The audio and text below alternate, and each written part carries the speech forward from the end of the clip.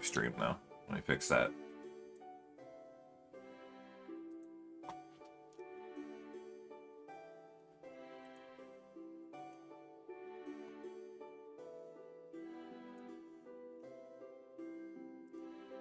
Oh, shit, I'm on the...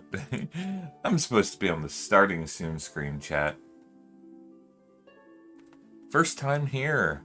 Oh, the Zeta Wolf. Thank you, welcome, welcome. Sorry, I was distracted. YouTube stream's not working again, guys. I don't know why. I even changed it to visibility public this time. Okay. Now it looks like it might be working. Let's go! Yes, we got YouTube stream up. I have no idea why it's given me a hassle. God, I don't even know what I'm doing anymore. I'm so ready, though.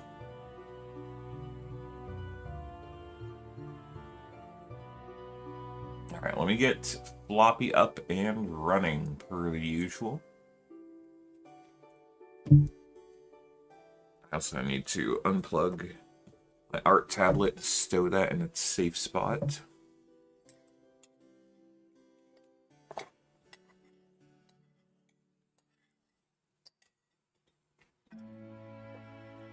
Yo, 11, welcome.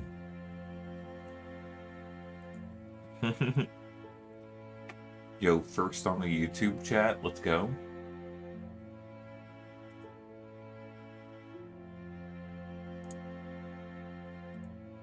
Alright. Check it out. We're Educator Floppy still. One sec, let me get rid of that hat. Alright, check it out. YouTube thumbnail. Boom. It's perfect. This is about as lazy as I can make for thumbnails, but... Hello, sorry, Arya. It's beautiful. I love just slapping Floppy's face onto official Path of Exile art. It's so funny. Yo, Eve's actually here on time? Let's go. Alright, let me pull up... Oh, that's local hall stream.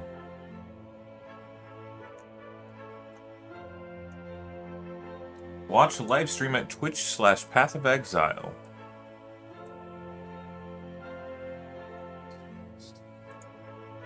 Right. Okay, let me make sure that the audio is set up.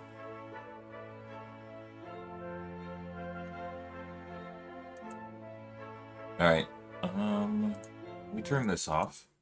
It should be starting in like 5 minutes, I think. You guys can hear this, right? A curse in the deep. A curse in the deep. Okay, cool. Yeah, no, the official post on the Discord says we'll be streaming at 11:30 a.m.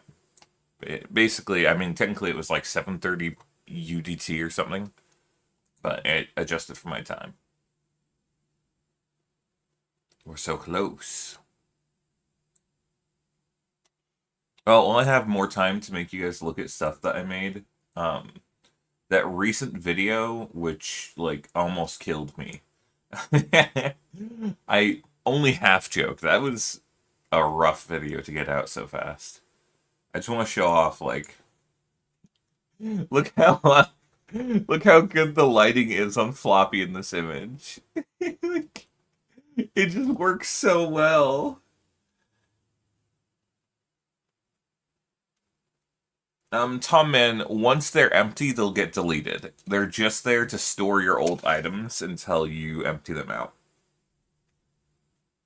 But, yeah, I'm really happy with how the shading turned out on his chin, but also I had to, like, custom make this entire bandana, because I don't know if you guys have seen...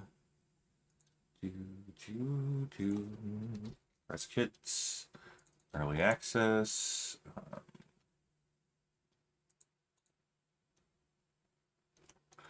In the official art, he's got this weird gemling growth coming out of his face.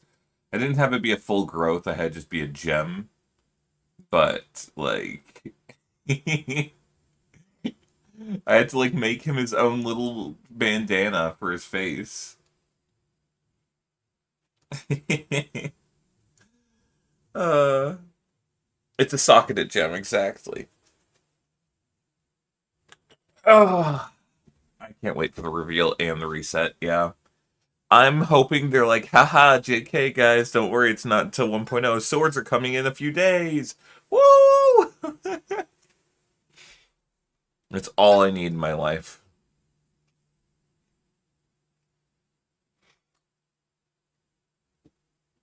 Okay, I just remembered I have to make the world's quickest phone call because it should be starting like now. Um, the stream. Oh no, they are live right now. Oh no. I may have to be muted for a moment. Kaladin has been acting a little bit weird, so I want to call his vet and get an appointment for him.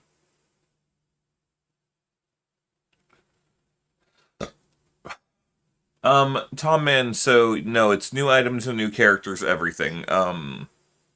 You don't have to do it. It doesn't delete your characters without asking you. Wait, why is everyone saying log in? Let's put out new mycelium. Ugh, new roots. Oh, Key Riot. Key Riot. Welcome, welcome. Okay, I need to call this vet, which means I'm going to have to mute for a moment.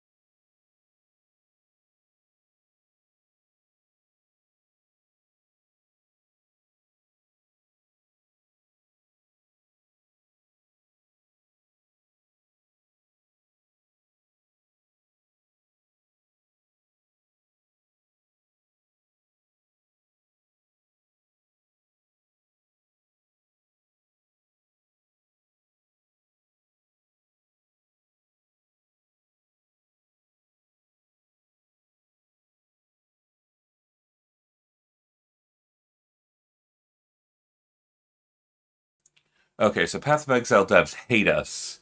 Guys, we have an hour. We have an hour. Why would they tell us that the stream is going to be at 11:30 if it wasn't going to be... Yeah, sorry. I didn't want to just turn on the audio for the ads. I felt like that would have been silly. So I guess we're just sitting here for an hour? What are we going to do for an hour? Oh, we're getting Twitch drops from this too?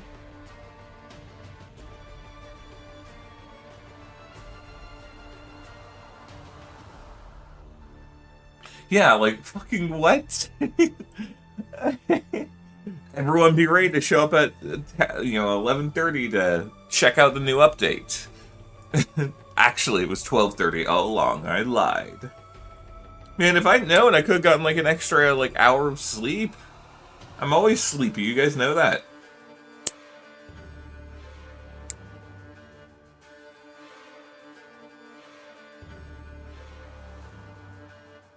Yeah, an hour. This is absurd. Why am I like? I made a whole thumbnail and everything. Yo, why is someone gifting subs in the official Path of Exile stream? That's so funny. Here, we'll give them a follow.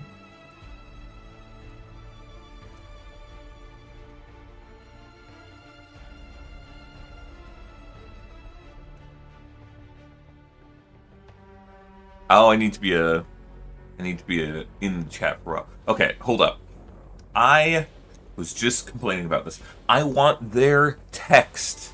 I want this font. It really bugs me that I don't have this font. Yeah, exactly, Eve. We have to wait an extra hour just to find out swords aren't coming to the patch. Hello, Kevin. I want their font. Like, I guess I could try recreating that. But again, I feel like... Yeah, it's so clearly like they actually have their own font. It's not like a shader or something. Alright, I'm gonna look at fonts, guys. I'm gonna have to keep this open so that I keep people entertained and anticipatory.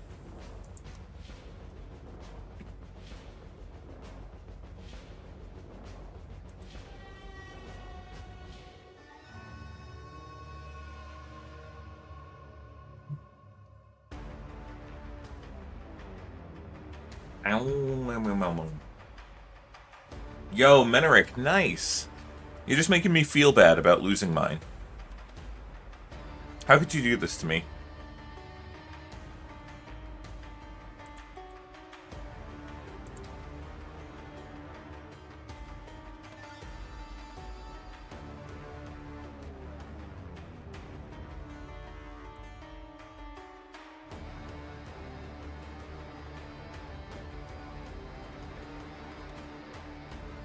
Nah, you're good. I'm just giving you shit.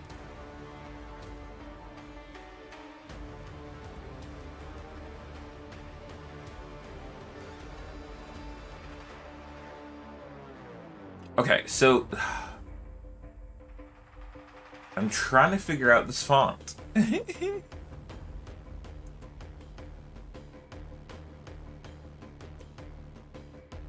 How does it have depth like that?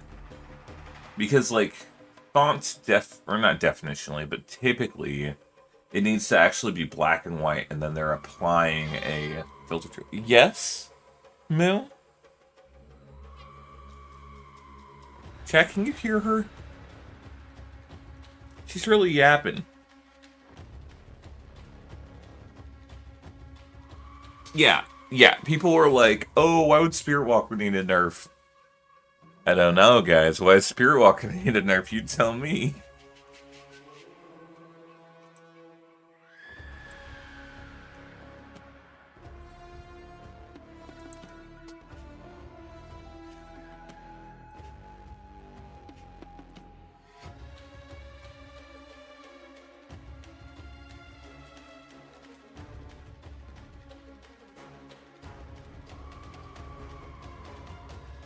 Uwooist, uwoo.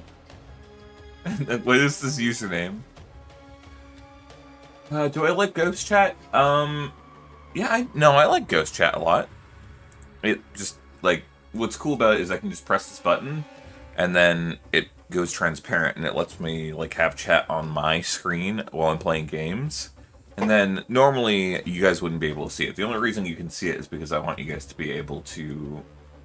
yeah, read the chat when I'm on this screen. Technically speaking, Twitch doesn't like me showing YouTube chat, but I'm trying to pretend like I don't know that. So no one say a thing, okay?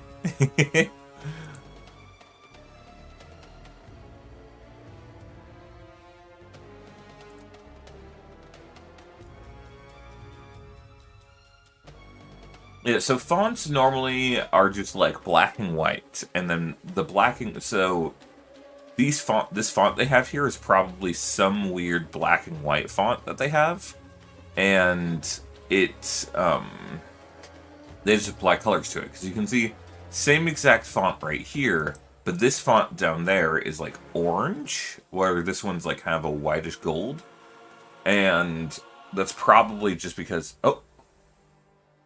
man, they baited me again. They're so so baiting. Arena, glory is witnessed. Yeah, I mean, definitely we're gonna see new parry In builds. the world. I just want. I've expressed this. I want swords to introduce a support gem that consumes parry debuff. Because right there, he consumes the parry debuff with the sword to get a big bonus effect.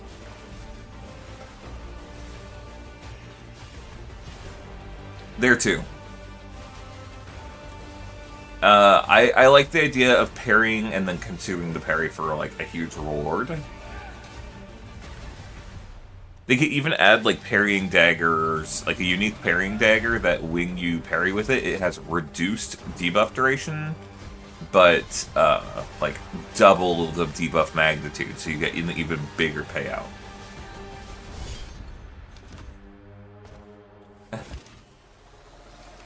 Nah, the duelist is just like an arena dweller, you know? I will take what I am owed.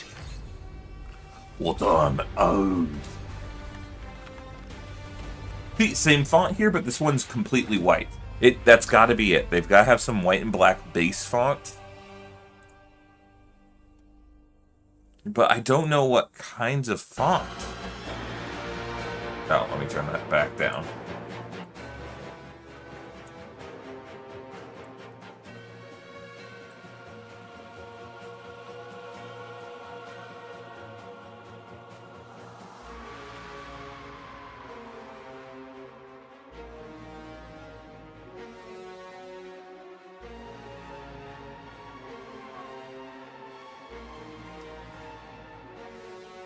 Ah, damn. Google doesn't have the answer for me for what font they use.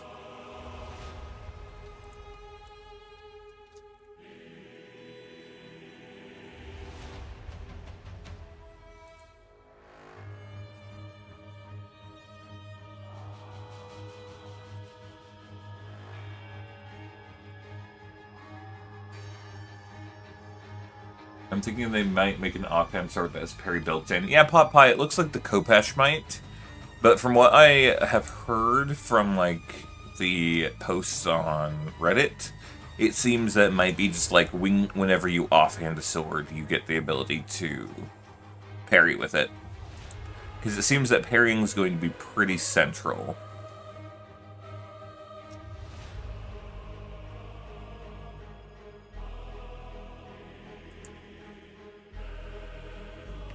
Man, I'm gonna have to, like, make my own font. I don't even know how to do that, man. I don't know how to make a font, but I want to copy their font. It looks so good. I like the texturing on it and stuff. Well, Eve, Fontaine is their base font, and that's what I use for my videos, but this is not Fontaine. I can recognize Fontaine. Here, let me show you, actually. Hello, Floppy. Here, we'll give this a white background. Actually, I wonder if I can just do a big gradient. That looks acceptable. Alright, cool. Fontaine small caps is what they use for the most part. And then we'll make this like black. Fontaine. The big thing that you can notice is it's ever so slightly curved on some of the parts, like this T and stuff. If we go back to the stream, here, one second, let me just... You'll notice that it's very rigid and sharp within whatever this font style is. So if we say stream starting soon, oops. Stream starting soon. The font here, especially the M's, it's noticeable. It's like slightly bent, slightly soft. This is extremely sharp and like straight and very rigid lines. Yeah, I wish I was at Gamescom. I wish I was at... Okay, this is completely unrelated. I want to go to Game Developers Conference. Izuna, stop being a brat. You're not ignored. Get over here. Come on, get over here. Izuna's just running around the room, yowling at the top of her lungs. Come on, get over here, you silly goober. Ah, well.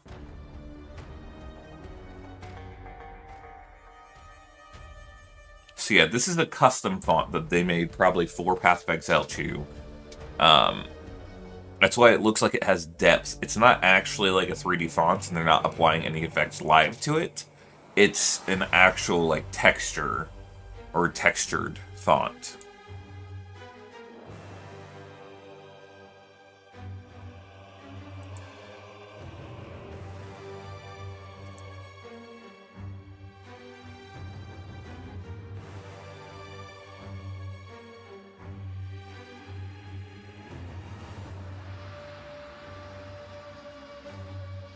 Like, yeah, I mean, the biggest thing, this is obviously, like, this M is nothing like the font in M.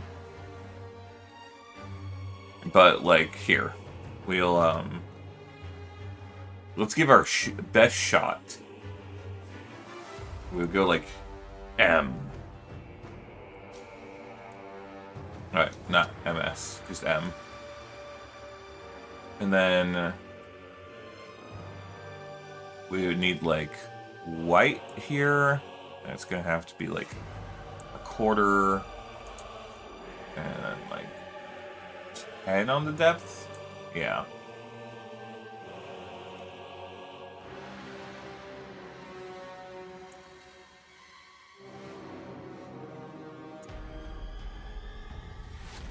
Now, this is very hodgepodge, what I'm doing right now.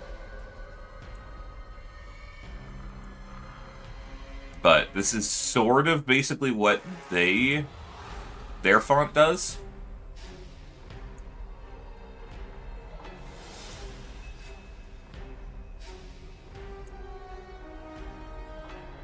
Actually, I want this less. I know people, if anyone shows up to the stream now, they're going to be like, what the fuck is going on? We gotta remake that font, okay? Very imperative in these key moments. But you can see it's kind of getting this like layered three-dimensional effect as we add more and more of these like kind of textured layers. We can take this down to like a 4, and then we're going to want to highlight and accentuate the direct edge here. And then, you know, that kind of looks like it's got like a bit of a 3D lump there now. And we'll actually turn up the opacity here.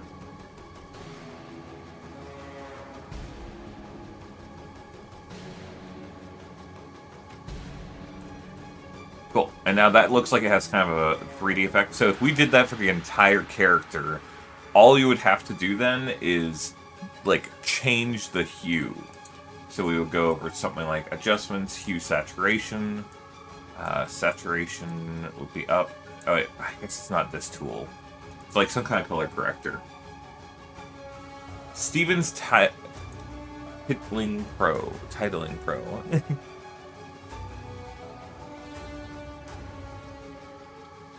But does it cost money? That is the real question.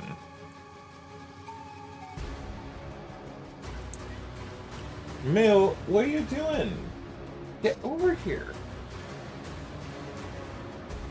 You're not starving. I fed you, and you tried to steal Kaladin's food. Which is really weird that he let you. You lying to him, telling him that you're starving, and making him feel bad?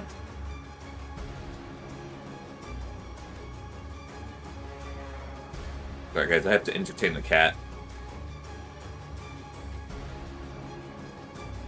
Yeah, you know what, Bevel, I don't have beveling within this tool, but I do have emboss.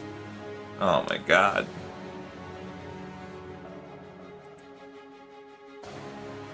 Oh, you're right. Steven's tiling does look similar. Dude, I hate people charging money for font packs. I don't know why, it just really bugs me.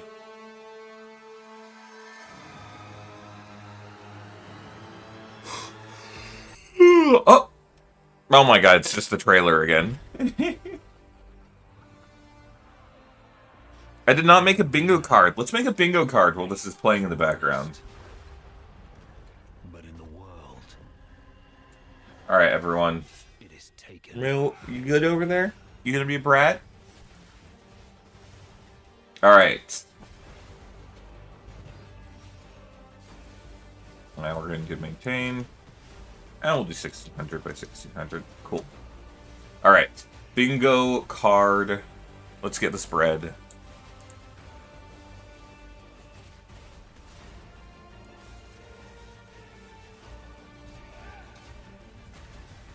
Alright, let's kind of guesstimate real fast.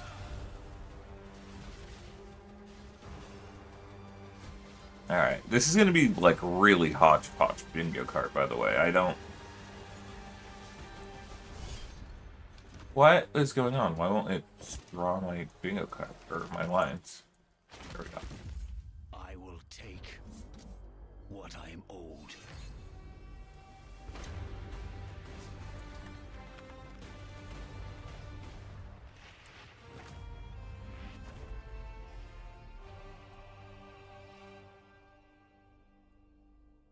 Dude, okay, so sorry, this is really random.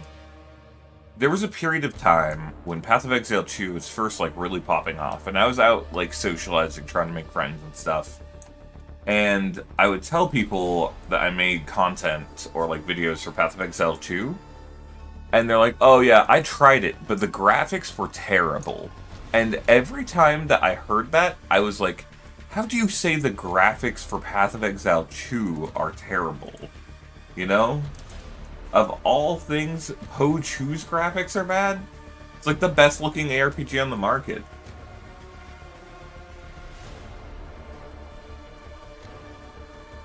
Hell yeah, Danklin.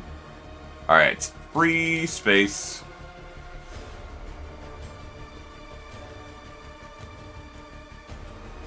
Make it a little bit bigger. Alright, guys. Let's see. No! It's supposed to say free space.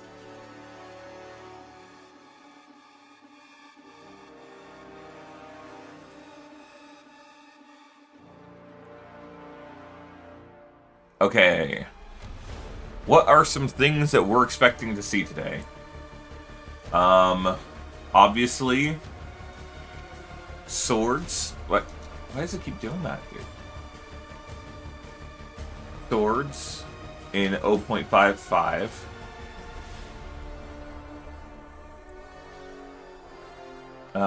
Let's see. What are some other things? Swords Copium. Swords Copium is strong. Yes. It will never not be. Let's do everything I talked about in the video. Gemling nerfed. This is a gimme. New Ascendancy, yeah. I feel like if we do, you know, what's it called? If we're saying swords, then it will come with the Ascendancy, no matter, or, well, I mean, with the class. Yeah, Gemling nerfed, Spirit Walker nerfed.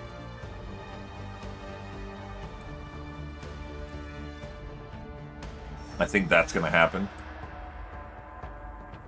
I mean, that's a guarantee. They already have announced that's gonna be a thing. And technically, we're still within Runes of Aldur. This 0.55 patch is a patch to Runes of Aldur. Oh yeah, Trial of the Ancestors. Trial of the Ancestors is a good one. Any other suggestions? YouTube chat? Anyone over there? New weapon. I'm gonna just do a new weapon. Not sword.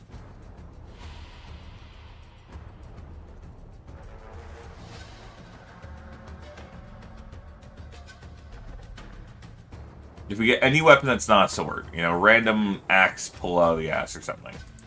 Or daggers, you know?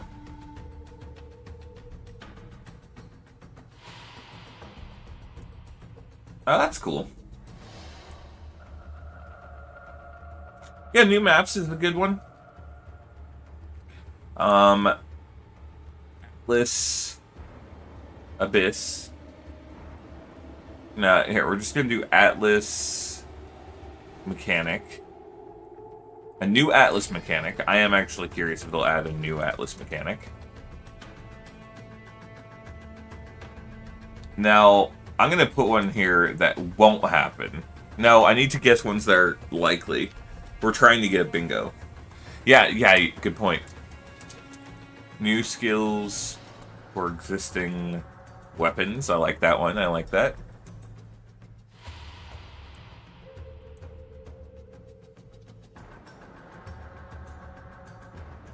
Invoker rework. Yes, you're right.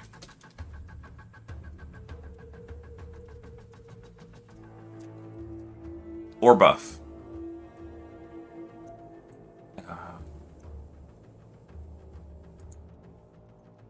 Martial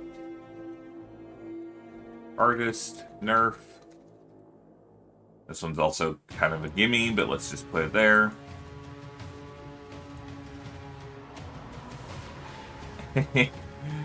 You know, I could. Oh no, shit. I did the mistake. I didn't put the text on its own layer, so I can't remove it. Oh, crap.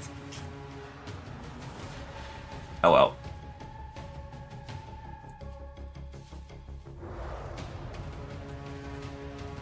Let's see. I'm gonna just randomly throw in Temple nerfed. Because I just know that Mark doesn't like Temple, and I think it'd be really funny if he just nerfed it again. Yeah, I think it will definitely be Way of the Stone Fist, specifically.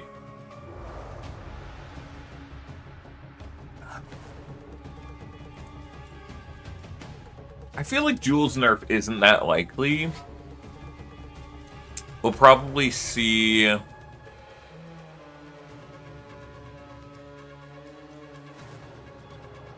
I don't think they're going to nuke Jules. I think they've been very clear that Jules are at a power level they're content with. Otherwise, they wouldn't have added more Jewel sockets into the game.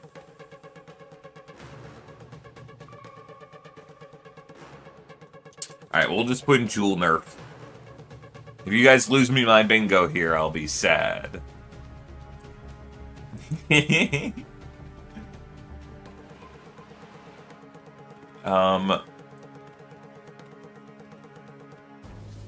New Kalgurin skills, actually. I think that we could see at least one more additional Kalgurin skill.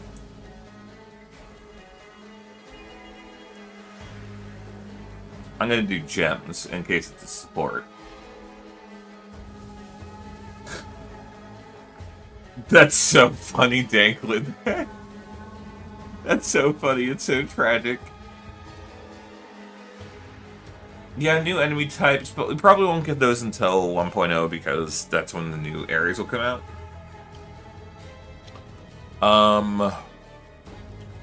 Here, we're gonna put, one thing we don't want, or like that we would love to happen.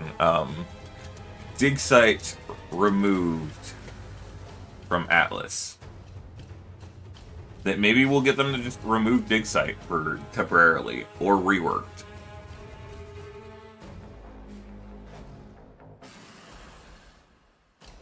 Or fixed. If they fix dig site, I'll be okay with it. Moo, I heard you meow. Where are you?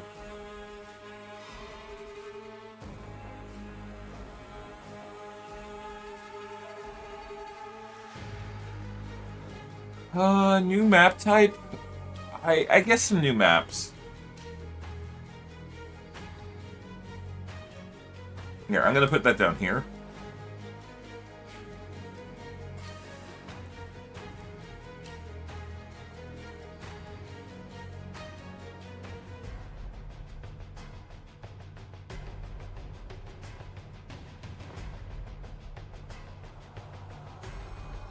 Yeah. Trial of Chaos changes. That's all I care about. I don't care if it's a buff, nerf, whatever. Alright, In the arena is witnessed, glory is witness. but in the world, With the world. it is taken. It's taken, guys. Holy shit. Do you know that, like, if you want plus 20 max rage for 20 seconds, or 15 max range for 20 seconds, you have to take it? That's a passive node, for those who don't know. Yeah, we need some safe bets. What did I say in my video? Dude, there were people that were really grumbly about my video. I guess it's not. It specifically, a lot of people were giving me shit for the parts of my video in, like, the dreaming section where I was like, yeah, this shit's just not gonna happen. Everyone's like, how could you even suggest that? Are you stupid? And I'm like, come on, man. I will take what Oh, charms.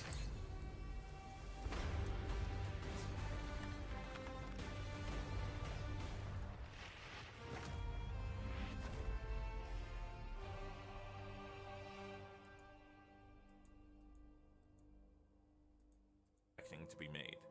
Part of this is spurred on by the recent video put out by GGG about the means that we are beyond. Oh, death summary. This isn't a likely one, but I want it. We'll put it down here.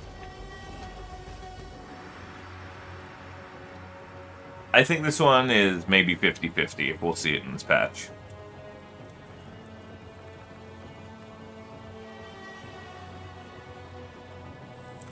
Yeah, actually, new cosmetics.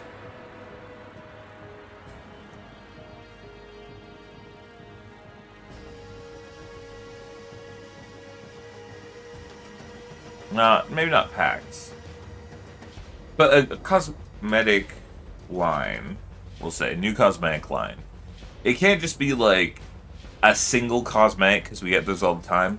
But if they're like, yeah, so here's like a whole, like, all these different cosmetics of the Vol theme or something, I think then we can accept that. I'll put that over here. Nah, not quite supporter packs, because they won't introduce that. Dot changes. Why are people asking about dot changes? I keep seeing people talk about that. But I'm like, dots feel fine to me. Oh, wait. Ignite. I did hear that people were talking about the fact that Ignite might be getting some changes. So we're putting that down here.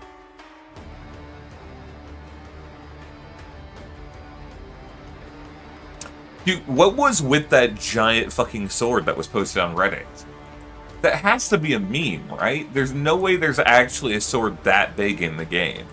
It was like half the size of a fucking, like, it was like the length of the monkey's giant stone pillar. It was ridiculous.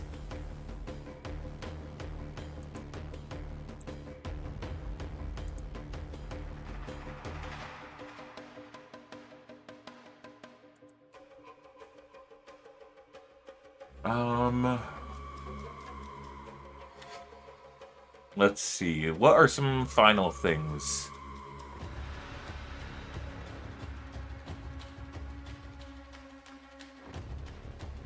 By the way, guys, I'm probably gonna, after yesterday's class, I think one of my next videos after the endgame guide, and maybe some of the other ones, is gonna be a Trial of the Second guide. How does everyone feel about that? I feel like Trial of the Second is one of those things that, like, enough people complain about that it should have a guide. Hi, I'm Mark Roberts. He does like to be like, hi, I'm Mark Roberts. No, that's a British accent. Hi, He's got a little bit of that, huh? It's like the Kiwi accent.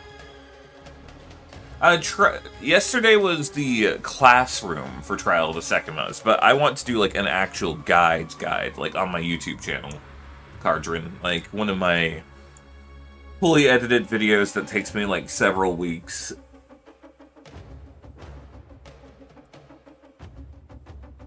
I figure if this weekend I rush and finish my Path of Exile endgame guide, it's only got like 20 or 30% left. Then I can maybe within a week or so get out a Trial of the Sekimas guide. God, that's gonna really kill me. Yeah, honor... Maybe that's the issue, is honor resist is hard to understand. But, like, it's also, I guess, to be fair, Trial of the Sekimas does punish you when you're new because of the fact that taking hits makes you lose honor, but a lot of the enemies are unfamiliar to you when you're new, so you're more likely to take hits when you're new. Oh, Dig Site is just really bugged. The boss has like several different bugs that kill people either post-death, or it bricks the map, or vice versa. There's just a lot of things that the boss does that, like, cause it to... Oh, I know what. Bug fix the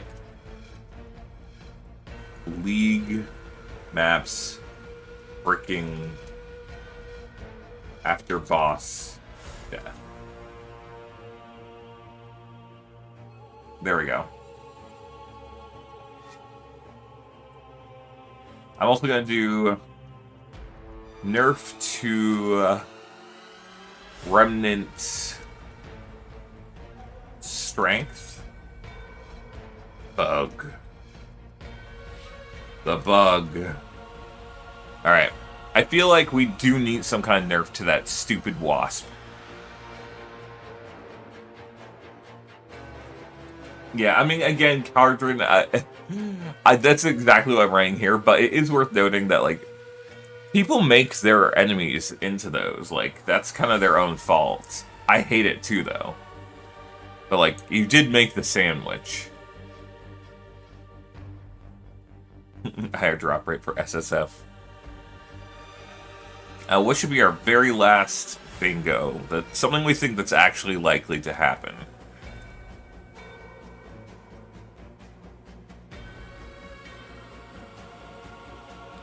You know what? I'm going to say one of the warrior ascendancies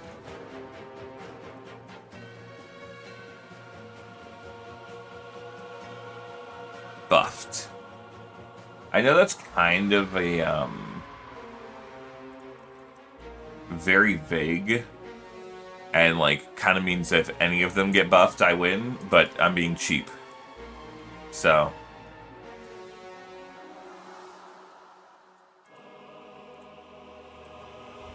now I think if I put this layer to multiply,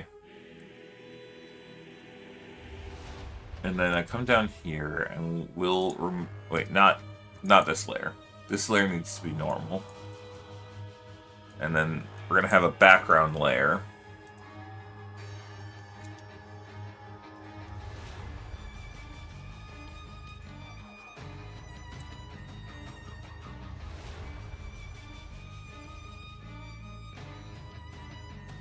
Then this, we can give effects, drop shadow.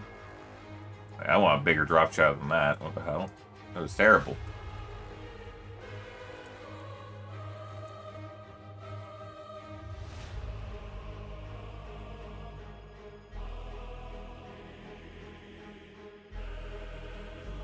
And now we can come up here, and this will be a multiply layer. And then I believe we can just color this layer. Like, we can just do. Nice. Okay, free space is claimed. Warrior is fine, but Warbringer Ascendancy has incredibly low usage rate. Here, let's go over to Po Ninja. Some guy said he was going to block my channel because he didn't like how I said Po Ninja.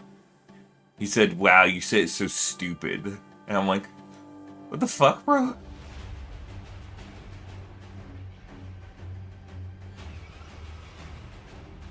In column 2, new maps. Oh, wait, what the fuck? When did I'm a silly, foolish fool, chat.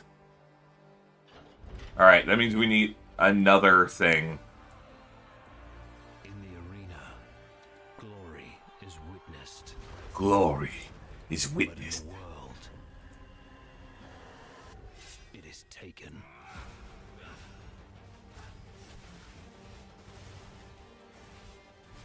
Yeah, what's a good final option? More comet nerfs, that's a good point.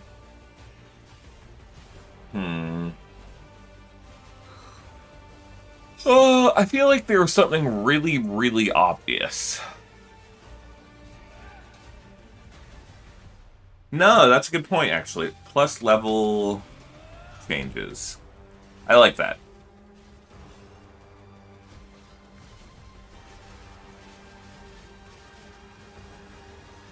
Improved visibility. What would be improved visibility?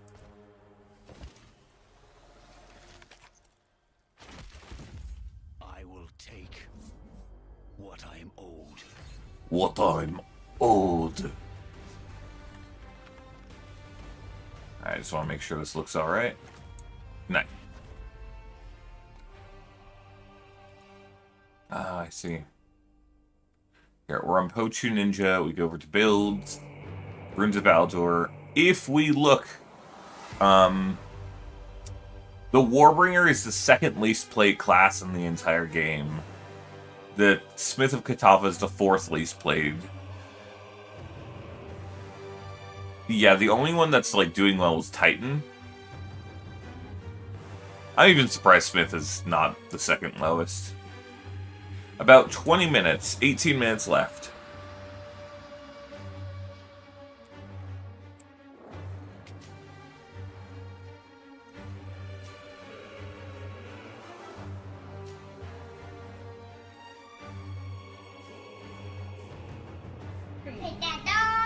Rats make me crazy, chat.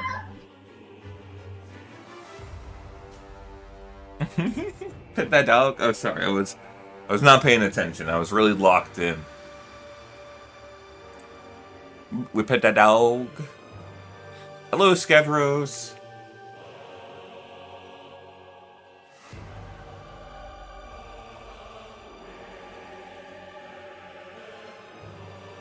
Crazy? I was crazy once.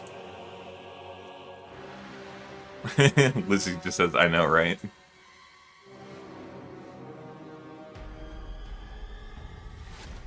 Yeah, this guy's not wrong. Man, the competition to Path of Exile right now is just so bad that we have to argue if Path of Exile 1 or Path of Exile 2 is better. To be fair, okay. I have not tried enough of the competitors to Path of Exile. Also, one sec. I have to adjust my mic slightly. Okay, I am probably a little bit quieter now. But now, there we go. Yeah, see, I can be a little bit louder. Okay, cool. I just hate when my mic peaks. It irks me.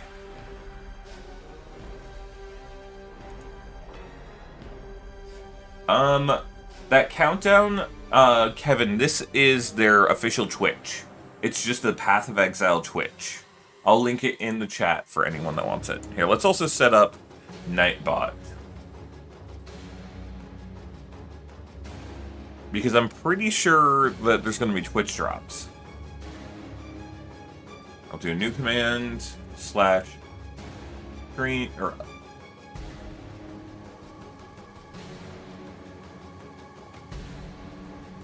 here we'll do exclamation point dev stream. Put out new mycelium. Ugh, new roots. Dorps.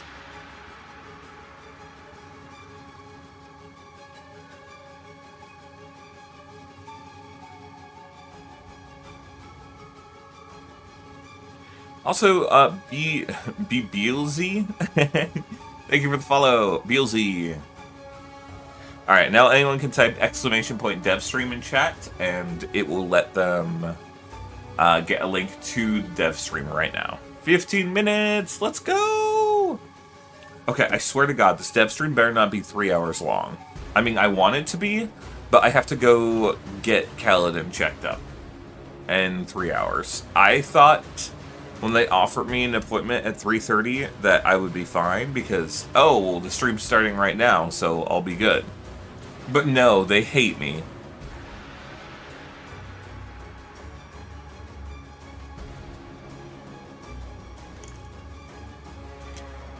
Yeah, I find Ritualist incredibly boring, but I find Amazon the most fun. But Amazon's kind of bad.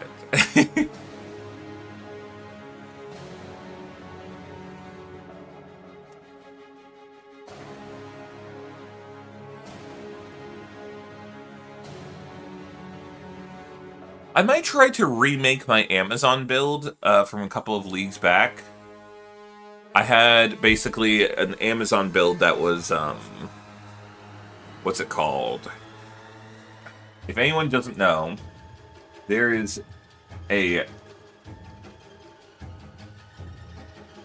unique bow called Lionized Glare, and it is super cool because anytime you use Lionized Glare, every single time that you fire one arrow, it fires 2 additional arrows every single time, but only if no enemies are within your presence. So it sucks if enemies get in your presence, but you can reduce presence down to 0. So I had mine down to like basically like half a meter, and I'd call that good. But I want to try that again with what's her name? Amazon, because of her elemental surge, where casting or consuming frenzy charges gives you an explosion on hit. Will there be a new community project? Do you mean like for us as a community? Like our stream? Or what do you mean a community project? Yeah, Steve Strange, I somewhat agree. You know what could be really like a cool change for Chronomancer? Is if she had, like, if that skill that slowed enemies in your presence was instead like a toggleable, and if you toggled it to the slow, it was even more of a slow, but if you toggled it to like the other one, it would like speed up enemies or speed up status effects on enemies. Like, you could toggle between slowing time and speeding up time, and it could even speed you up. I think that would be really cool. No, we did not get every single unique. We failed a few of our goals. Yeah, community project. Get me to 40,000 subs before Path of Exile 1.0.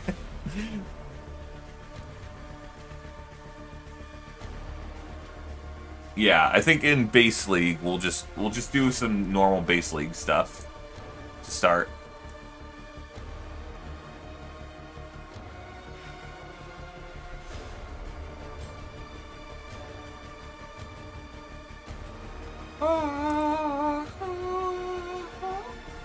Oh, holy shit. Our tier 2 subs can send gifts in chat now. That's kind of nice.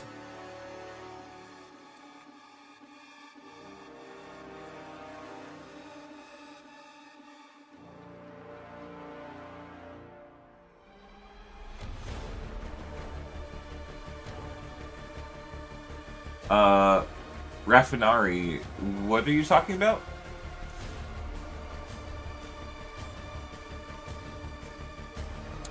If you're talking about the sword guy, he does have, or Duelist does have blood and sand stances. Oh yes, no, I see what you're saying with the Chronomancer, my bad. Yes, no, I think it would be kind of cool if it was sort of like a stance. Yeah, where you can like just toggle it between 2 forms, and one would speed up you, but also all allies and enemies in your presence, but it would also speed up all status effects on them. And then the other could be like a toggle where you slow everything in your presence except for allies. But you also maybe slow yourself, or maybe not slow yourself, but at least, I mean, honestly, it would be kind of cool if you slowed yourself as well. And then it would mean that if you built magnitude of reduced slow, you could get yourself to be full speed on the slow version. Not that we know of yet, Sorry Maker, but that's what we are discussing, is like a rework or changes to Chronomancer. Yeah, Rewind is a little bit awkward. Every single game that has a rewind mechanic like that, except for Overwatch, I don't enjoy. Warframe has the exact same thing. There's Path of Exile. I forgot the third game I was playing that had the exact same mechanic. Every single time. God, swords look so cool, guys. I'm so ready. I just want them in this patch. Why do they hate me? And I have no idea, Caffey. Well, your chat would be frozen. Yeah, Echo has rewind. Yeah, and Echo's rewind is... It's... When you have a rewind that's built into a kit that's intending to use it in a specific way like that, it's better. But in ARPGs, rewinds are just not good because they just force you to backtrack progress. I will take what But like Warframe, for example, Protea's rewind is fucking awful. Some people will be like, no, it's the best. Now, I refuse.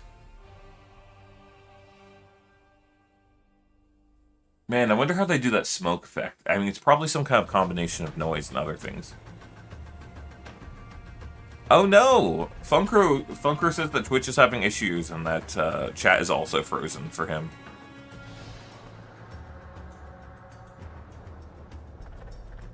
That's so sad.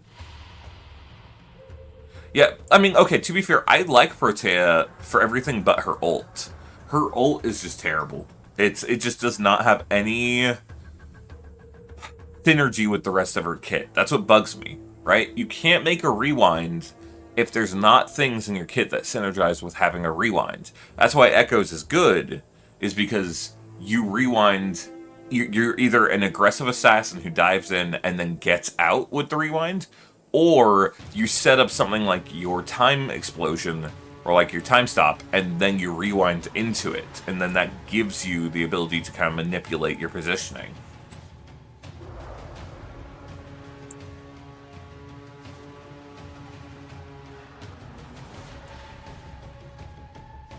Ah, that's tragic.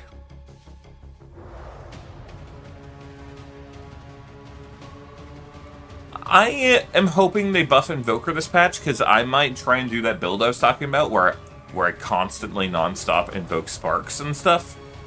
I think that would be really cool. The, like the 3 to 4 invocate spells builds that I was talking about with, well, Eve, thank you! Woo! We ball, Goblin Sweep. Yeah, exactly. With Echo, it's different because it's a different kind of game. Same with Tracer. Tracer's rewind is good because she's meant to be a dive glass cannon who gets out. But you can't do that in a game like Path of Exile. Yeah, you know what, Forrest? That could be cool. I wouldn't mind that. Okay, I really like the idea of the time stance that we were discussing. What? YouTube? Thank you, Shigogs. Sorry, I don't know how to say that, but thank you so much for the $2. I appreciate that.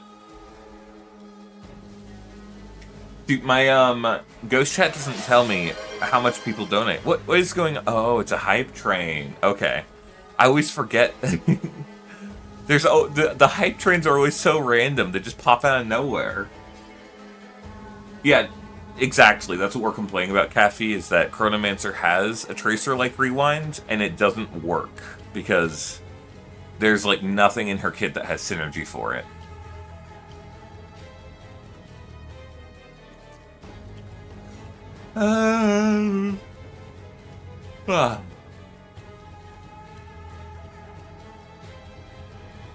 Yeah, we should have put fishing on the bingo.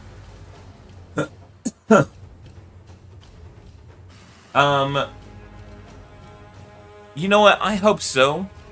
Steve, I hope that what they do is that they move some skills over so that they work with both swords and spears. Because there's a lot, like, there's a... God, if they show the trailer again, I'll point it out. I'm, like, 90% certain they put disengage on the swords as well. It was just a smaller disengage, but at one point he does the exact animation of disengage, just, like, shorter backflip range.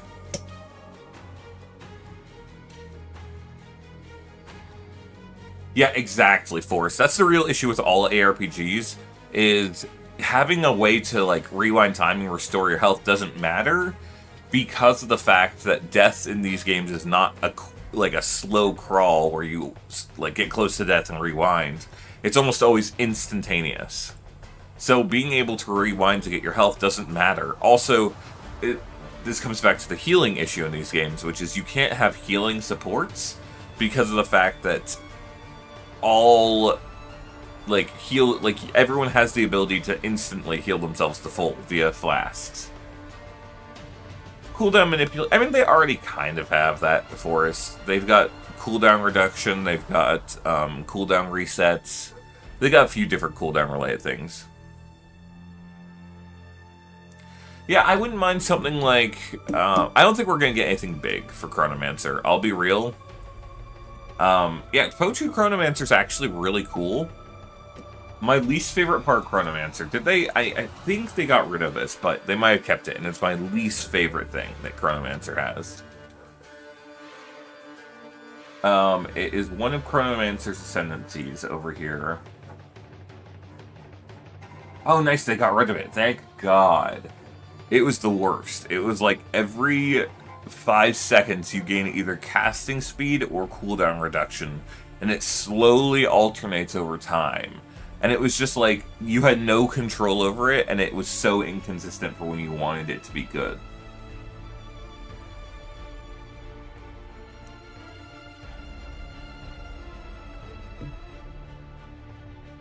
What'd Gale say?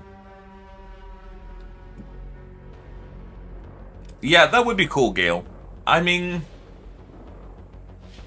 Yeah, you can only have one, huh?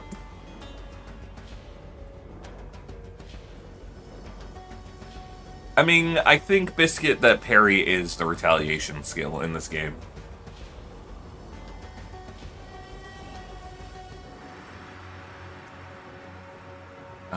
Let's quickly check out Smith and Kitava while we're waiting. Kitava. I want to specifically look at Manifest Weapon. Manifest a copy of your main hand, an immortal companion to fight by your side. I guess, yeah, it doesn't specifically say, like, the limit. It's just you get one companion. Damn it.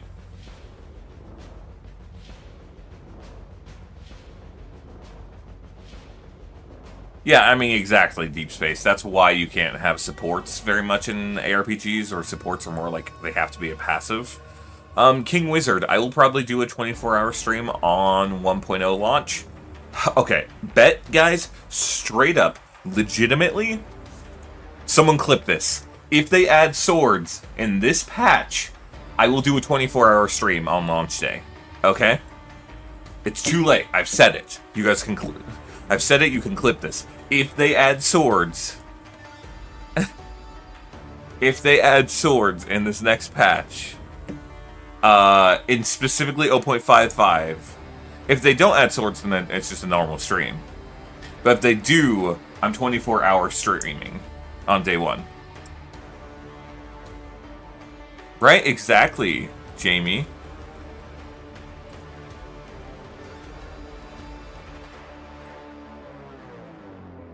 You know, Cardrin, I used to think that, but I actually really like the parry build-up, or the parry system in this game now.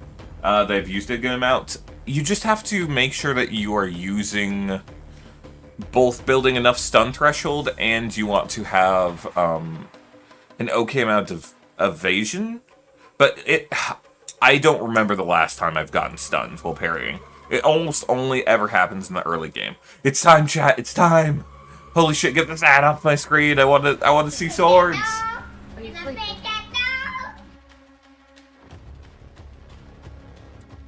Hi, I'm Jonathan Rogers. Yeah, maybe that could be fun. And today I'm excited to show off our new class, the Duelist. What? Will be available in the 1.0 release on December the 11th.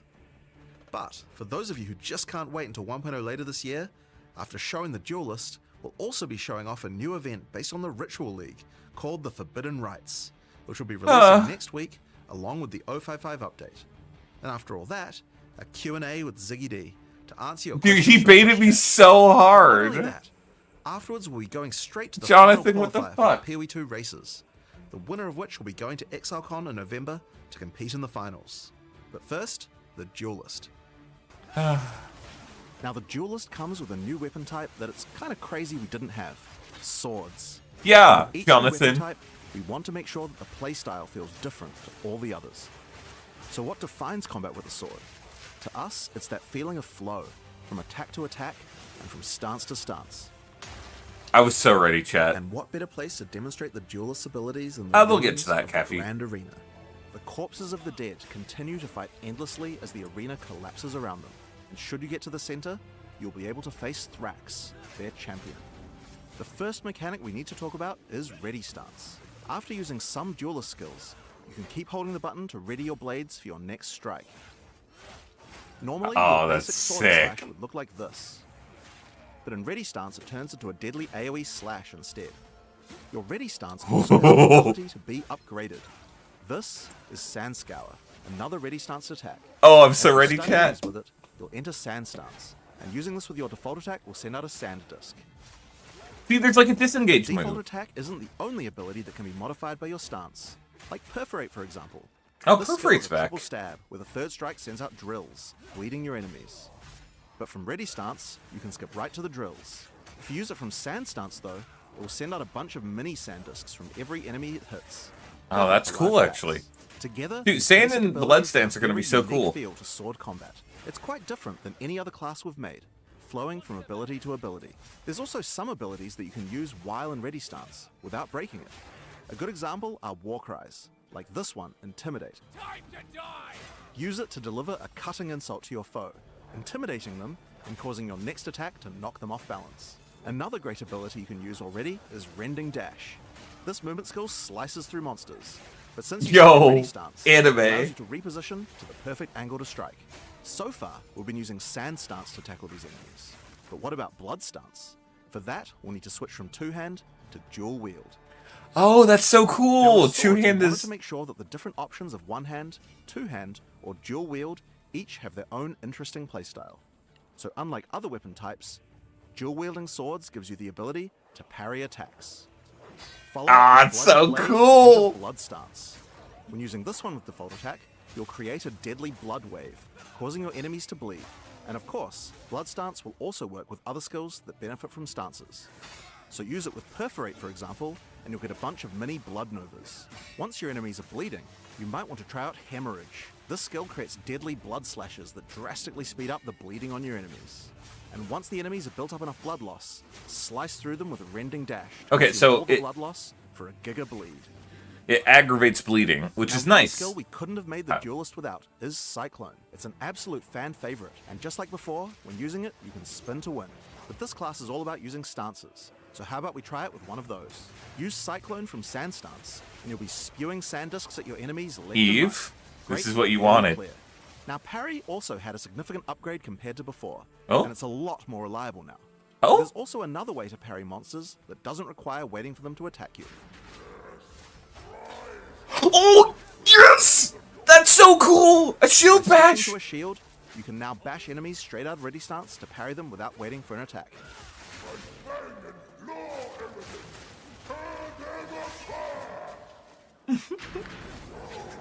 It's so cool, chat. During the arena's heyday, challengers would first have to face deadly beasts to test their mettle, so why should it be any different now?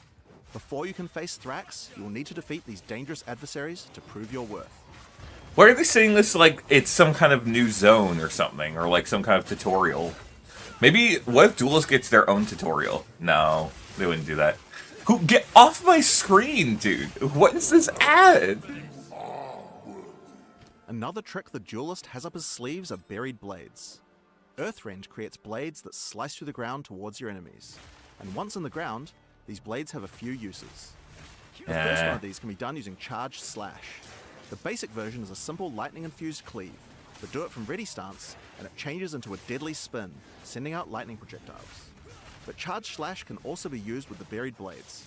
Hitting them will turn them into mini Tesla coils, dealing lightning damage That's cool. to nearby enemies. I'm not a big fan of Here, leaving we have a things in the warrior who ground. refused to die. I'm sure we could put his equipment to better use. Oh. Mercenaries of Charthus? I've no guilt in this. You could also switch to a two-hander to plunge your blade into the ground, sending out a set of 3 blades that explode. But if you use Earthrend first, then you can get even more blades, and the blade plunge will make all of them explode. If you want an even greater field of blades, using Ready Stance with Earthrend has an interesting effect. Instead of creating one blade, it makes an entire wall of them. You can also hold the blade plunge skill to charge Yeah, the Steve, swords that even sounds fun. further before they explode. Ooh, watch out for those chimeras. So for maximum damage, use Ready Stance into Earthrend, charge them up with Charge Slash, and do a held blade plunge for a massive explosion. But that's not all. Blood and Sand work with the blade plunge too, to empower all your buried blades. Oh, Use that's the sand to cool, generate actually. Continuous sandstorms around all your blades. And this can be a devastating combo to blend bosses. Or use it with blood to create blood I pools do around love the your blade. one-handed shield bash. That makes me Cycloning so through the happy. blood pools will add blood I've to your just cycle. wanted a shield So that bash can be for a fun. while. But while we're talking about that, Cyclone counts as a storm, so it can pick up other elemental ground effects too. Blade Conduit will summon a bolt of lightning to your blade and create shocking ground, and cycloning through it will add lightning to your cyclone. I guess that's neat. I don't know, I don't like Blood just to get both skills like that effects. that just create And of course, it's possible ground to get and blood, nothing else. Sand, ice, fire, and lightning all at the same time on your cyclone. That is You actually guys will pretty have to cool. work out a good build for that yourselves. Already you can see from just the tools I've shown you, this class has a lot of interesting combinations. Notice with that it. is a Even full-size with a shield few that he's skills, parrying with, there are too. a huge number of options you can do in combat. Now before we get to the boss fight of this area, there's just one more skill I'd like to show you. World Cutter. Charge it up and unleash the ultimate slash. Oh, That's okay, not all. that's the giant So many of sword. the duelist abilities, it can be further enhanced with Blood Stance, or Sand Stance too. Alright, so those are just a few of the tools the duelist has at his disposal. So let's use them to face the true threat, Thrax, the champion of the arena. Wow. Okay, so this is just the new map. Maybe? I have no idea what this is supposed to be.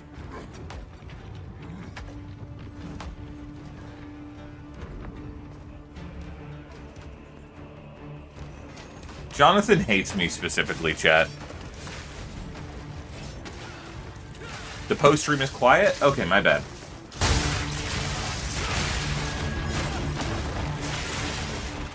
That was a bit too much. Trinity on a sword build? Yeah, no, I think Trinity only buffs spell damage, right? No, it buffs elemental damage. So yeah, technically you could use Trinity on it. Bro, just parry him.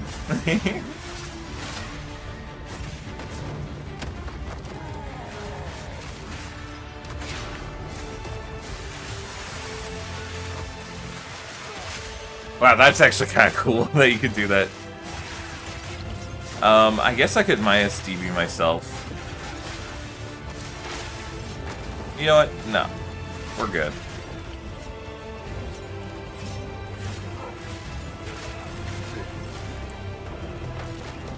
Yeah, no, dude, I love combo elements in classes. I think they're so cool when they, like, actually have combos.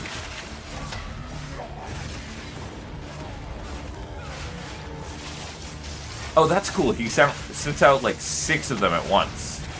Of the blades. I wonder if that has to do with like he got frenzy charges.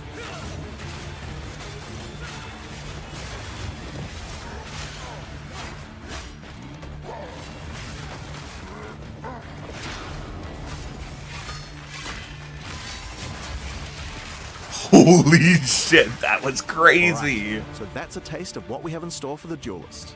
It's my favorite class I've ever worked on, and provides a really dynamic combat experience that's just quite unlike any other RPG. Veronica. But we also wanted to show what kind of possibilities there are for the Duelist in the endgame. Yeah, To do sure, that, dude. I'll hand things over to Mark. Mark, Hi, please, can you I'm tell me Mark it's Roberts, coming out? Game director on Path of Exile. It's the same Today, text. we're going to go through 2 in-game builds that we've put together for the Duelist made by our developers. Our first build is called the Bringer of Blades, a mighty name once feared in the arena. This build is all about rising buried blades from beneath the ground. Some say each sword created by this build is from a foe slain in battle in the gladiator arena, and from the afterlife, they offer their Yeah, sword exactly, back to you King in Wizard. respect. The bread and butter of this build uses Earthrend, supported by the lineage support Calm's Madness, to maximize the efficiency of creating buried blades. Oh, that makes It sense. combines that with the Blade Conduit skill, to charge up all the blades with lightning. You can also use the Astral Projector support on it to be able to do so from ranged, if you want to minimize that makes risk sense. and place shock ground underneath your enemies. We also have Earthrend supported by Electrocute, so that we can keep the enemies crowd controlled. Then That's actually it's just cool. simple. In a second. Spam Earthrend, occasionally using Blade Conduit to refresh the charged lightning on all the blades. For stronger enemies, or larger packs, we want to be able to get sand stuns. The best way to do that while clearing is using Combat Frenzy.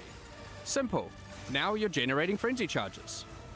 With those, we can use Sand Scour to enter sand stuns.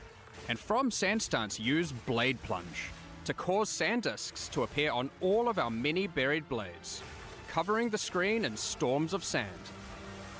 Of course, you want to use Eroding Sands too, because as the This is sand so discs cool. are doing many small hits, you want to make sure enemies have as little armor as possible for maximum damage.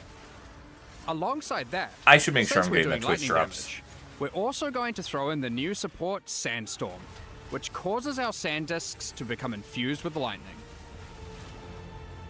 The other tool we're using is this support, which causes all your buried blades to add miniature auras that give you damage. To double down on that further, we have this new passive skill Notable, which also causes your buried blades to make you angry, I don't like causing that. you to generate rage on hit while near them. With those, we want even more buried blades. So, let's take it to the extreme. And for that, we have this skill, Rain of Steel, Holy which allows fuck. you to call down a whole ruckus of swords. That's a lot covering of the swords, entire actually. battlefield Hold in up. buried blades. It's pretty obvious what to do I'm next. sure they'll show a Just Cyclone use build the Eve. existing combos, and the entire screen becomes surging with lightning as sand discs run wild. There's more coming even still. Alongside the Duelist, we've made a whole Oh, that's bunch of so new epic cool. swords. I mean, just look at them all.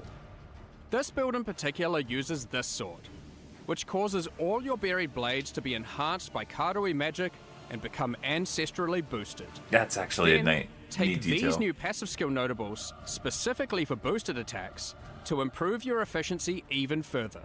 There's a few new ways to boost attacks with the Duelist, and we're excited for you to discover and integrate them into your builds. Yeah, I would love to, Mark. With all that combined, look at this actual mayhem.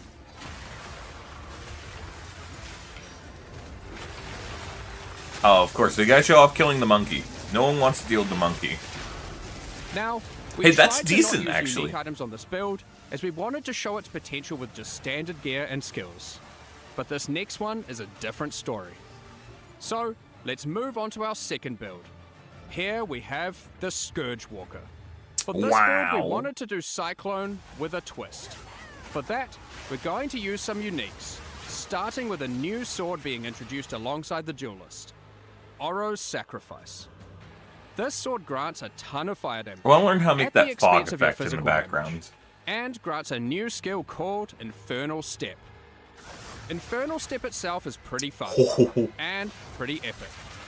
Use it as you flicker around. It's burning flicker enemies strike, as you but strike. fire. That's Be so wary, cool. There are both upsides and downsides to using this skill consecutively. Each use gains you a stack of Sacrificial Flame. While this isn't inherently a downside, using Infernal Step while you have Sacrificial Flame causes you to take fire damage, and the more you have, the more you take. So you want to make sure you mitigate as much fire damage taken as possible. In order to do this, we're using even more uniques. Like these, which have received some changes. Molten Tenet and Zoph's Blood. Then we've just gone and Damn used it, I good didn't- armor gear and our core armor slots. Guys, we're gonna have to stack go up back as and much defense as rewatch possible. all of this, and I have So, my cat's what about appointment in damage? 3 hours. We're doing a few things 2 here hours? that are pretty out there. Given we're using Oro's Sacrifice, we're dealing purely fire damage. However, we still need to be able to bleed for some huge DPS you'll see soon. Oh, so he's gonna use the To do that, the we're ring. using this unique ring. blistering bond. This allows our fire damage to scale bleeding, instead of physical damage. Our last unique is Barrack's Respite. As said originally, we want a Cyclone, which is a wind skill, and can benefit from elemental ground surfaces. Now, our Cyclone is a fiery vortex. One last thing to note before showcasing our Scourge Walker in action is that Oro's Sacrifice also grants you frenzy charges while at maximum Sacrificial Flame. This will allow us to fold Bloodied Blade into our rotation between Cyclone sessions to get Blood Enhanced Cyclone. This is Alright, actually so now you cool. can What see the our fuck? basic rotation. First, we use Infernal Step a few times. Then, once we have a Frenzy charge, we use Bloodied Blade. This puts us in Blood stance. And then it's simple. Cyclone away. As you can see, we have the perfect harmony of demonic powers. Blood and fire fill the screen. It's so Honestly, though, cool. we need to Chat. add some horror and flesh to the build to really I embrace just the want fantasy. it now. For that, let's use this new support gem, which we will put on our Cyclone. Given we're already bleeding, this can cause enemies to shed chunks of flesh when hit, which explode after a short delay. Check out this ruckus. Oh, and while we're at it, let's add even more fire by using the Fan the Flame support. At this point, you can already see how much this is getting out of control. I love it. You may That is notice cool, we have actually. an excess of frenzy charges. So, you want to throw on Echoing Strikes, which consumes all your frenzy charges to cause our next Cyclone to create a bunch of Cyclones. Feel free to add in. Oh my further god, in I the just mix, realized 'cause why not? martial artist cyclone is gonna be a thing. Okay, well it's already That's pretty hilarious. damn strong, but we can push it further. What about single target? For that, we're going to make use of our second weapon set, and use a one-hand sword and Targe, which grants parry. However, instead of using a regular Targe, we're going to use this Runeforged Targe, which grants us a special version of parry that maintains its stances when used. So if you are in Blood stance and use it, you will remain in Blood stance afterwards. This includes while using the dashing parry that Jonathan mentioned earlier. We are going to want our parry debuff duration to be as long as possible, so we can spend more time spinning. To get that, Parry duration we're using is another crazy. new sword base type. This one adds base duration to parry. Oh, that's sick! We've also That's been sick, invested into chat. as much parry duration in this weapon set as possible. This is gonna be so good for on spell new swords, passives and retreat. unironically. Now, we can make this even better by using a new support that allows our parry to apply Armor Break. And to get it to benefit from our fire damage, we will anoint the Molten One's gift on our amulet. Now, our Armor Break causes enemies to take extra fire damage. So now, we just get into Blood stance using Bloodied Blade, use parry, which dashes in, keeping us in Blood stance, Oh. then we cyclone our way to glory. It's Don't forget everything to I also wanted! use Echoing Strikes once you get enough frenzy charges. I mean, just look at this damage. Guys, I want to play it so badly. You may have noticed I we want didn't to do a show any 24-hour ascendancy stream of classes. this. That's right. These builds weren't even ascended, so their build potential goes so much higher. So what they're saying And is the that their ascendancies sentences are aren't done pretty yet. epic. Oh? Here's some art to tease them. But to find out more about that, That's so you'll have to check them out when we show them He has at 3 Xbox weapons. later this He has year. 3 weapons in that. We hope you enjoyed our duelist demonstration. That's probably We're why really excited it's to have you not get coming your hands out on right it now, and is they start probably don't have slicing the and dicing ascendancies throughout done. Wayclast. Now, Path of Exile 2's full 1.0 launch I'm so is sad. later this year on December 11th. But if you just can't wait till then, next week we are doing our 055 update. Stop and it. includes a bunch of changes as well as a new event. Stop it. Given that, it's finally time to talk about Forbidden Rites, a new event based on the Ritual League that will be starting with our Endgame 055 Soul patch Course. next week. Chaos But rework. that's not all. We also have a massive overhaul to the Trial Here. of Chaos, some new in-game Abyss content, and more. So, let's Okay, dive I'm gonna straight go into put it. that onto our thing. The King in the Mists and his cultists, left unchecked, have spread their influence. By his will, the Nameless have been performing gruesome rituals throughout Rayclast, all the way from the forests of Ogum to the deserts of the Maraketh, and even Utsal and the Karui Islands, afflicting everything around them with a foreboding darkness.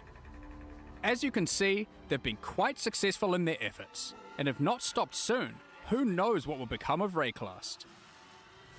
During the Forbidden Rites event, your goal is to put an end to their nefarious plans.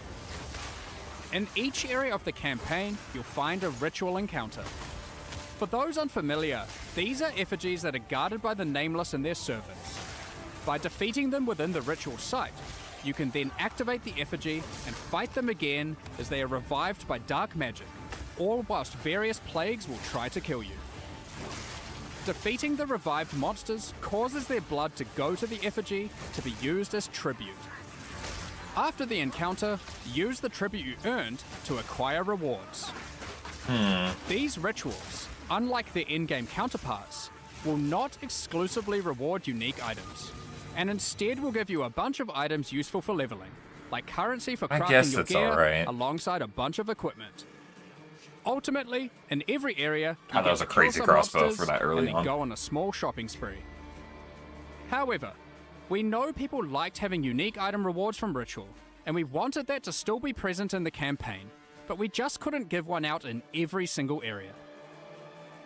Throughout each act, 2 times, and once in each interlude part, you'll see these clusters of more epic ritual effigies on the world map. When you reach these areas, you'll notice that unlike normal, the effigies aren't just in a random location in the area, but they're on top of the area's boss fight. By completing these boss rituals, the boss will then be carried forward and added to the next ritual in the cluster in the next area, where you'll face it as part of an increasingly dangerous series of boss waves. For example, the first cluster you'll encounter is shown here, containing large effigies in Clearfell, Mudburrow, the Grelwood, and the Grim Tangle. If you complete the ritual in Clearfell, the Hag boss will appear during the ritual in the Mudburrow, alongside the Devourer. Once you've completed that area, the ritual in the Grelwood will include Brambleghast, alongside the Hag and the Devourer. At least it gives you a reason to do the stuff. Then, to top it off, when you get to Grim Tangle, the ritual in that area will have its boss, the Rotten Druid, and the previous 3, totaling 4 boss fights in one epic final showdown. That's where the unique rewards come into play. By completing these epic boss ritual encounters, you then get to epic. spend your tribute on unique items. Given ritual is the content of the league, we wanted to make sure it worked in multiplayer well. Historically, only the creator of the area gets to spend tribute at the end, while your friends just have to watch. We've made some improvements to this experience.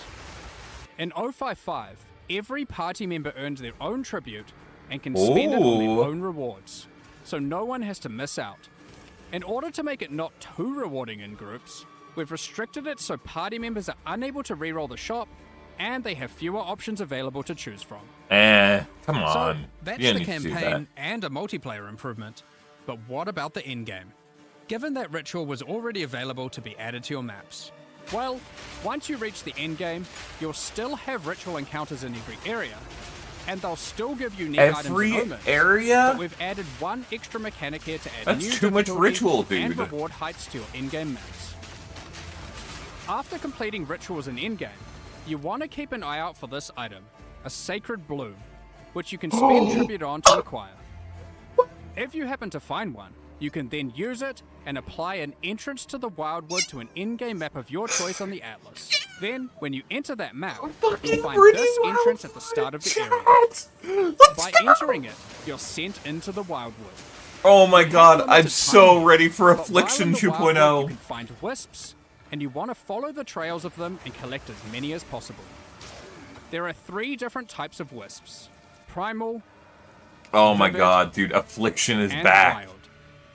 Let's When you go. then have to exit the Wildwood, the wisps are freed and will spread across the map, possessing and influencing many monsters.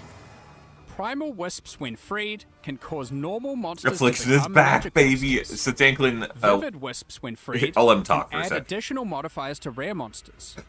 And wild wisps add rarity of items dropped to all monsters. If you're rarely lucky, keep an eye out for these sacred wisps. I wonder what they do. Of course, Wow. you can gather all 3 types of wisps if you really want to juice your map. Yeah, basically, And you by pick up using wisps ritual and it talent, makes your maps you can way increase the harder, amount of but you wisps get found while in the crazy amount of Be warned though, while affected monsters like, drop better items, items. the wisps also empower them, making them considerably more difficult to defeat. yeah. So, Basically, that's you the juice the Forbidden Rites fuck out of your event. maps, and While it isn't a full league it in was the like traditional the sense, most it gives you expensive the perfect or like opportunity to the highest start money a making fresh league economy. ever. For those of you who enjoy having clear goals to work towards, Yo, this another event league 8 also goals. introduces a new set of 8 challenges. These include completing the campaign rituals, defeating named rare monsters, reaching level 90, and more. Completing them will earn you 4 exclusive cosmetic rewards and a statue for your hideout to All commemorate right, we're your gonna success. count that as new cosmetic line. Swarm your enemies with the Locust Footprint effect. And send your foes scurrying to their demise with the Locust Swarm Finisher effect. Oh, that's a cool finisher, actually. Fear the dark no longer with your Wildwood Guardian pet at your side. Yo, I like that. And level up in fashion with the Wildwood Affliction level up effect. Oh, that's actually sick, Next, let's talk about the Trial of Chaos. Since Early Access launched, we've received a lot of feedback about the Trial of Chaos. Thank God. It was just obvious that it wasn't good enough. So we've gone through pretty much every part of this trial and made improvements across the board. There's so much to cover here, so let's just fire away with some of the more important changes. Starting with a banger. You can now leave the Trial of Chaos between rooms and resume later at your leisure. Oh, but unlike Thekima's, it actually locks Alongside the improving almost item every in. aspect You can't of the take it out. encounter types, we've made far more of the rooms just about slaying all the enemies. Thank God. Instead of the more specific objectives, like escorting the statue or implanting soul cores. We've increased the size of that pesky elevator and made them more responsive. We've made the doors between rooms open quicker and from further away. We've shortened the distance between rooms to have less running. We've added a lot more inherent also scaling to chests the area between the and to the rooms. Trial of Sekimas too, to account for the lack of Atlas Tree. We've made the Trial Master only time freeze to spawn in all the monsters once at the Thank start of the God. run, instead Holy of in many shit. of the rooms. On top of that, we have done a full pass on all the modifiers, making them significantly less dangerous at lower tiers, and rising to the same difficulty at their maximum tier. Additionally, all the modifiers now grant bonuses to item rarity too. The Oh, thank modifiers God. now also have better It also gives you descriptions, currency you can see being at the more top. explicit about what danger you're signing up for. We've also added a new kind of modifier, called a wager modifier. These are meta mods that can significantly increase the danger and reward of your trial. For example, this one increases the tier of every modifier already applied to your run, but in exchange for that, doubles all the currency you've earned so far in the run. There's about a dozen of these, and they have some pretty interesting effects. Sometimes you want to apply them early in the run, other times late. They add a very cool dynamic element to the mod selection between rooms. The Uxmal the Beast Lord boss fight in the Trial of Chaos Oh, has interesting. had its arena redesigned entirely. Less flying, more attacking. Thank God. The more significant elite monsters that spawn during the Trial of Chaos are now more dangerous, but more rewarding. Speaking Yeah, of fair. rewards, you can now also find these chests between each room to get some bonus items for your efforts. This is so And good. The rewards available when choosing modifiers no longer offer random corrupted items. now exclusively offering Oof. only currency items and soul cores. Wait, currency Oh, items and we've done only? a full balance pass on those too, to make them more powerful, alongside adding some new ones to the trial and endgame. Oh, +1 to level of all slam skills? Speaking Yo, that's of the crazy. trial and endgame, for those looking for a greater challenge, you'll no Dude, longer need to I have to hate stop trial after 10 chaos. rooms. So, You can now continue all the way to room 30, with the difficulty and rewards escalating as you progress. oh. Combined with the previously mentioned wager modifiers, the rewards of these runs can get very, very juicy. That is actually crazy. What the Reaching fuck? these later rooms will also allow 30 you to rooms obtain in a all row 30 is Trialmaster the fragments worst in a I've ever single heard, run, though. giving skilled players a clear and reliable path towards facing the Trial Master rather than leaving their progress entirely to chance. We've moved the functionality of the wager currency mechanic from magic inscribed ultimatums that could drop from the Trial Master into the base mechanic. That's cool. This I can like be that. accessed at the end of every 10th room. Overall, this is a much more polished version of the Trial of Chaos, and we think it addresses many of the concerns players have raised over the past several Refinari, months. that's just normal drops, though. When we introduced the new May- endgame and Return of the or Ancients, rather- we wanted the journey through the It was a pretty fortress to low feel rate. This is epic. like, you're gaining And currency it was. everything. But your first time progressing through it, it Oh. is a massive undertaking. With a fresh economy, we wanted to make the fortress easier to complete. Oh, we So should in put fortress 055, changes as we're a making some thing. changes. After completing the main quest line, you can now just venture out of the fortress and find another Arbiter of Divinity key. By defeating this more difficult version of the boss, all remaining sections of the fortress will be automatically completed. What? One? Now, That's it? onwards to Abyss. We're introducing a new Atlas feature centered around it. We wanted to add more things to find when exploring the Infinite Atlas. So, we've added these new abyssal ravines that Yo, can appear. I called that! Each map I of the called ravine that! has abysses in New it. Atlas And mechanic. as you complete each along Dude, it, I even made the like a next map mock-up gets in my more video. and more rewarding took like an as hour. you push the Abyssal Legion back. When you reach the last map on the ravine, I you have a fucking guaranteed called it! Abyssal boss encounter. I called that! The Forbidden Rites event will not have Runes of Aldo content in each area. But fret not. Pharaoh, Danig, and Expedition content is still going to be available in the Atlas as core, and that includes standard leagues. You can now continue to find expeditions Wait, so this in-game, is an but from actual Act 4 league? onwards. I don't know. In the endgame, Expedition tablets will now be available, Oh, thank allowing God. for some new levels of investment into the league, I actually like tablets. such as having 2 full Brother, expeditions why? in just one That's area, so hard to see. alongside up to 2 standalone remnant encounters. Yeah. With tablet mods, you can now even get many sentries. It per looked the exact expedition, same as what I made, resembling an Danklin. almost Thank you, I century minion appreciate it. build as you run around and apply runic modifiers to monsters across the maps. The Does that existing count? Runes of Aldo League will continue to run. Okay, So I if you thought so. want to keep playing there, finishing your endgame and completing challenges, feel free to do so. So that's all our new content summarized for this Event League and 055 update.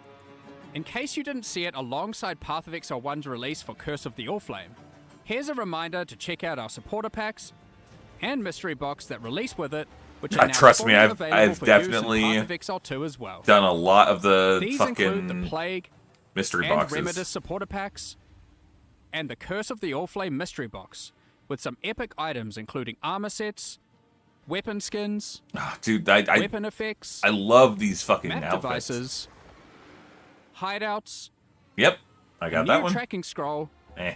some otters, I didn't get an otter and yet. much more.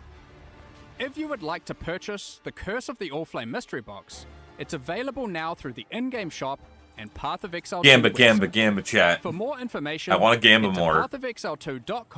pathofexile2.com/mystery box. Yeah, you're right. for There all is the no new details. ascendancy. Damn it. We'll also be releasing some cool new armor sets and skill effects alongside this release. Oh, I like Check these. these out. If you're interested, keep an eye out on the store with the new Yeah, release. new cosmetic Thanks lines. for your support. Absolutely. Now, we had originally thought we were going to deploy a much larger balance pass in this patch. Oh. But unfortunately, with all the other work going on for our 1.0 release, we were not able to get these changes ready in time. It's been a lot more work than we expected.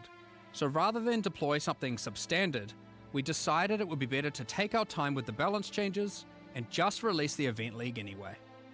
All those balance changes that were slated for 0.55 will now be happening in 1.0 instead. What? The No full balance release patch is changes at shaping up to be all? a huge one.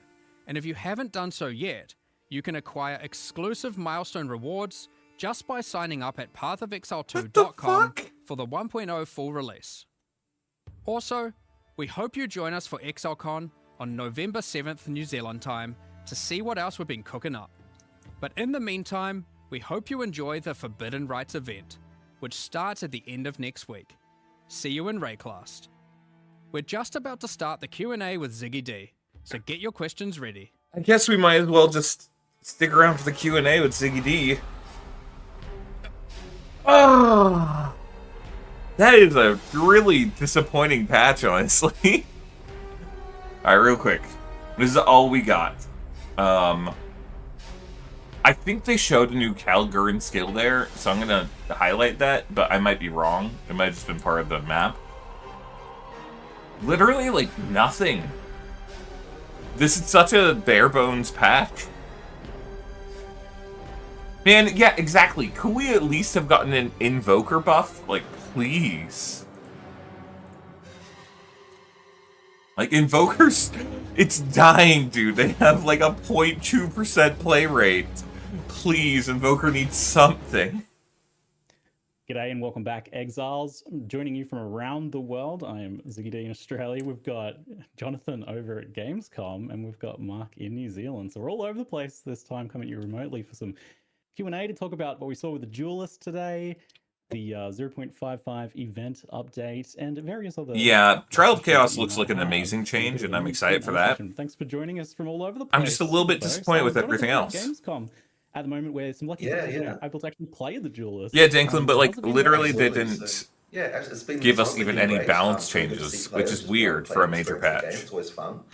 But you know, my voice is actually a bit screwed right now because I've been kind of yelling over the loudness of the Gamescom. You know, trying to explain complicated duelist mechanics. You know, and yelling. I want to forms, meet so my Jonathan voice is and a Mark bit, in person, messed up. not just But because the I want to opportunity shill for that, myself as a game dev, yeah, but it's because always they fun, just seem talking wholesome. to players and journalists and seeing what they think. Mark feels like he Yeah, would have you been be able to get kind some of a good kind of hard-ass in-person boss. feedback there, since you're right there with people as they're playing. Yeah, with for us sure, at the first time? absolutely. I mean, yeah, it's great. Can we be We've also real? got, Mark would be the Kevin, kind of who's guy designers, that he's Point like out my mostly mycelium. friendly, as well. but like New if you're late on a roots. project, Feedback he's from gonna players, fucking yeah, make you it's feel really it. good.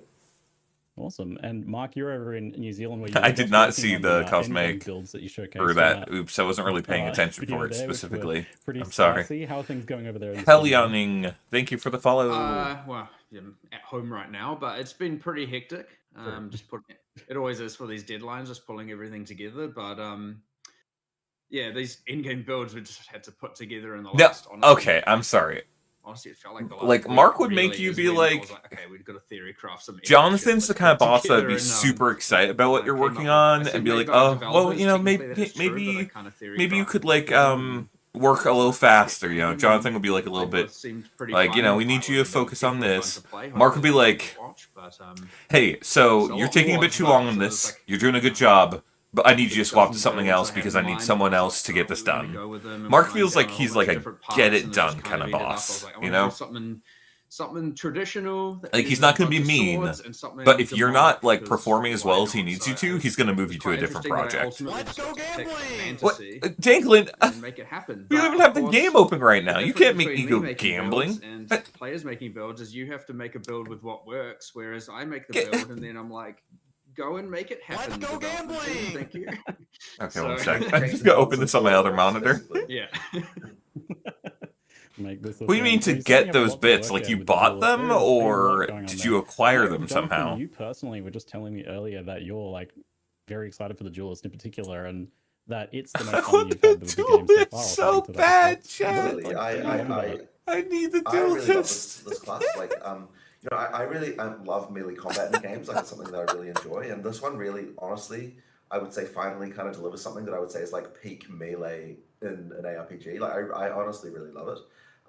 But also just there's so many intricacies to the skill design in this class that's really interesting. Like, I don't think we've ever sort of woven so many different ways to kind of do Nope. mechanics with all the different with all the different skills. Like every skill is like designing 3 or 4 skills, honestly, just due to all the different ways that you can use them.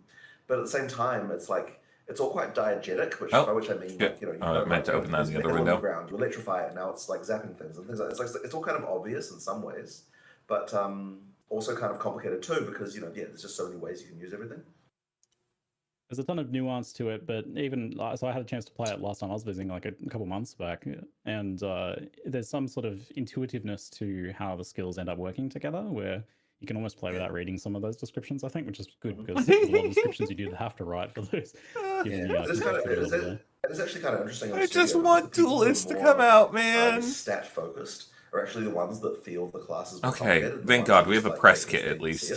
Because yeah, if you look at the number of stat sets, it is kind of crazy because you'll have like, you know, it's like you've got a buried blade explosion, and then you've got to be like, okay, then buried blade when it's got electricity, and then buried blade explosion with electricity, with electricity, right? Or versus just the electrical hits, and it just ends up being like half a dozen stat sets on every skill that you, which is what we call different tabs. Dude, it's so funny that. So yeah, if your first experience of the game is like looking at here, one sec. I'm not gonna toot my own horn too much, then, but I do want to show this off. At the time, is if you just like try out the skill and see what it does, and you know, I guess that's I'm gonna let them keep talking. Quite different than what a lot of our skills have been like in the past. But I honestly really love it just because there's so many interesting ways to use the skills. With this, just having such an extensive set of like skill interactions compared to anything you've had so far, how challenging is designing this one and getting it to work and be playable in that way, being say compared to the Huntress and the Druid? Well, I'll tell you what, this is one of the hardest classes to design, and a lot of it was like, okay, swords are pretty much the most generic weapon ever, right? And you ask like 10 different people what a sword does, and they'll give you 10 different answers. Like there are certain fantasies, and we kind of had to make sure we were delivering like pretty much anyone's fantasy of a sword, and there's like quite a few different ones, right? So, you know, you have to go through. All right, I'm gonna let them keep talking, but like, check this out. I love that, like, I was like, man, I really hope that they add a thing where the Abyss goes across a bunch of maps, so it took a lot of and then the maps all have Abyss on them, and then the final map is overrun with Abyss, right? I was like, that would be such a cool addition. And then 1-to-1, they added that into the game. Some of the stuff that we were designing was coming kind of close to that, and I'm like, oh yeah, hang on. It's so funny. Sand theme. What if we actually took that and like effectively used that theme on top of some of the mechanics we were designing, and then it all kind of really rapidly came together after that. Like, I called that like a million miles ahead. Theme of like physical stuff that we can go with for the Duelist, and it ended up working really well. So I'm really happy with the way that ended up. Yeah, the stance thing in particular, I remember when I was trying it, like, and you're talking about flow. No, Danklin, I haven't gambit yet. And I remember I was having an issue where I really wanted to get into ready stance and then move to the next monster to execute. I'm gonna have to buy this, but you guys, I don't want to interrupt the stream. You've got this way that you can carry through now. Yeah, so since you played that, we added the idea that there are some skills that you can use without breaking ready stance, and in particular, the rending dash that you can use to sort of dash from one place to another. Having that be an option that you can do without breaking ready stance sort of allows for that repositioning that you can do, and it honestly speeds up quite a lot what you can do. I didn't use it that much in the demo that I was showing, but for actual like practical play, I highly recommend using it because you know, if you're someone who likes to zoom around, then using that skill can really add quite a lot to what you're doing. I think people are probably a little bit confused in general about like the ready stance and the blood and sand as well. So how do those just effectively work? You're gonna back to work. Dude, people, it's so funny that people watch my streams while they're at work. But thanks for coming in, Refinari, and I guess we'll see you soon in 0.55. Monster with that, then it's going to put you in sand stance. The other one is moving forward, more aggressive, and that one, if you hit a parried monster, it's going to put you in blood stance. So if you're into the sort of parry gameplay early on, then blood is the one for you. If you're more into, you know, if you're not into that, then using the sand one is like more your style. You can go that way. Okay, but, Danklin, like, one sec. With frenzy charges as well. So one of the questions that we often get is like, I need to put this to.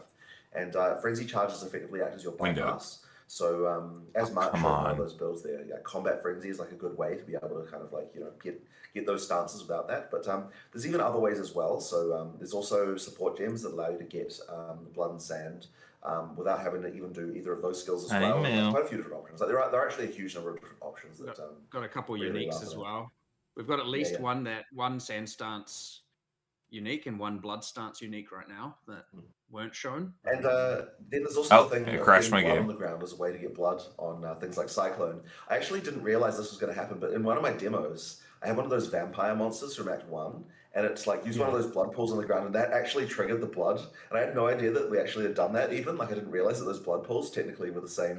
Sorry, I keep covering around Jonathan. So yeah, you can like get blood-coated Cyclone. Do we all have a release date? But they did say next week, which kind of screws me, because I really wanted to host a game jam next weekend. So I guess we might have to wait an extra week for the game jam.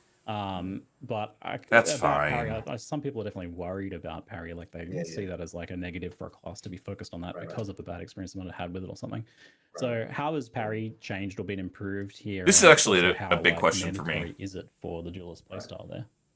Well, certainly we didn't want it to be mandatory because that was one of those things we did with the Huntress where parry was really important for that class initially, and we wanted to make sure that it wasn't here. That being said, it is a duelist. I want parry to be a thing for it, so like we would want at least one of the archetypes to involve that. But at the same time, one of the big issues that we've had with parry, kind of two things really. Like it just comes down to unreliability. So there's a new change that we've just implemented for parry, which was actually quite complicated to do. And it's a little bit complicated to explain as well, but effectively what we've done is we've made it so that when you're parrying, your character is effectively enlarged for against skills that are parryable. Oh, so yeah, that's cool, actually. You'd kind of have this problem before where you'd feel like you'd try to parry something. This is going to be so great. The monster kind of hit you, but it just didn't. Yeah, dude, they would just swing right next to you. It was so annoying. So what we've done is now that we've made this change, it means that monsters hit you much more reliably when you're parrying. Dude, that's so annoying because that means that they probably had the other issue that to we had as well is just boss fights. Like some boss fights just don't go and manually tag attacks. every single And attack that's as where the parryable shield, or not. Thing comes in. We can do the shield bash to allow you to parry a monster even when they're not attacking you. So that one's kind of like it also can be used during clearing as well. But I sort of saw that as fixing like the boss fight problem of like just some bosses just don't have abilities that easy to parry. So it makes the whole thing a lot more reliable in any context right there.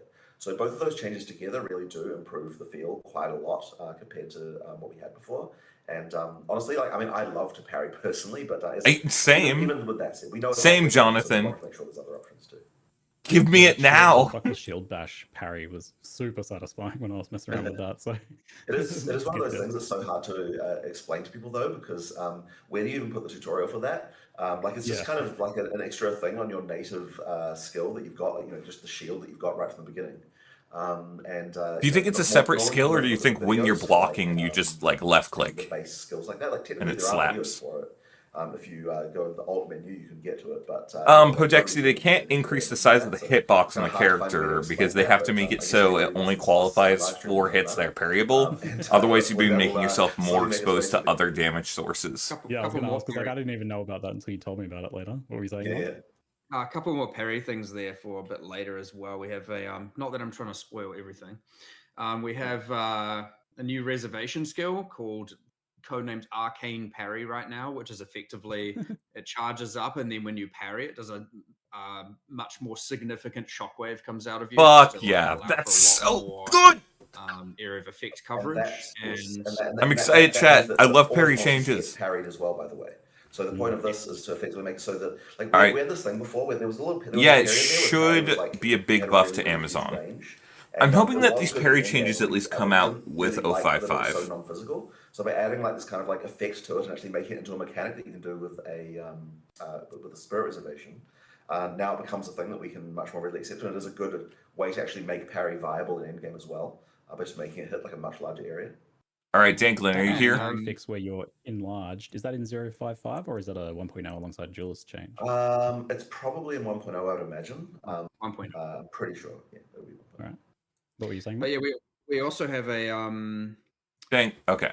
a new unique helmet coming. All right, here. Which causes your war Danklin cries paid for this chat, so we have to parry quickly. enemies, He made me buy 2 of these. in the full radius. And we also Hey, we got the have tracking of exotic items, and currently trying. We're hoping we can get this, but I just so interesting. Want to play two-handed sword and want to still engage with it. We're trying a two-handed sword base type that grants parry, and you can parry with that. So that'll be a very specific. Ooh, interesting. A two-handed sword base type. I'm excited about that. Oh, that is a cool portal, actually. I was definitely a little sad to see that you couldn't parry with the two-hander, but I kind of Oh, that is actually a sick portal. Okay, so let's go back. differences there because so you can parry with the dual wield There you swords, go. which is obviously a unique thing to swords.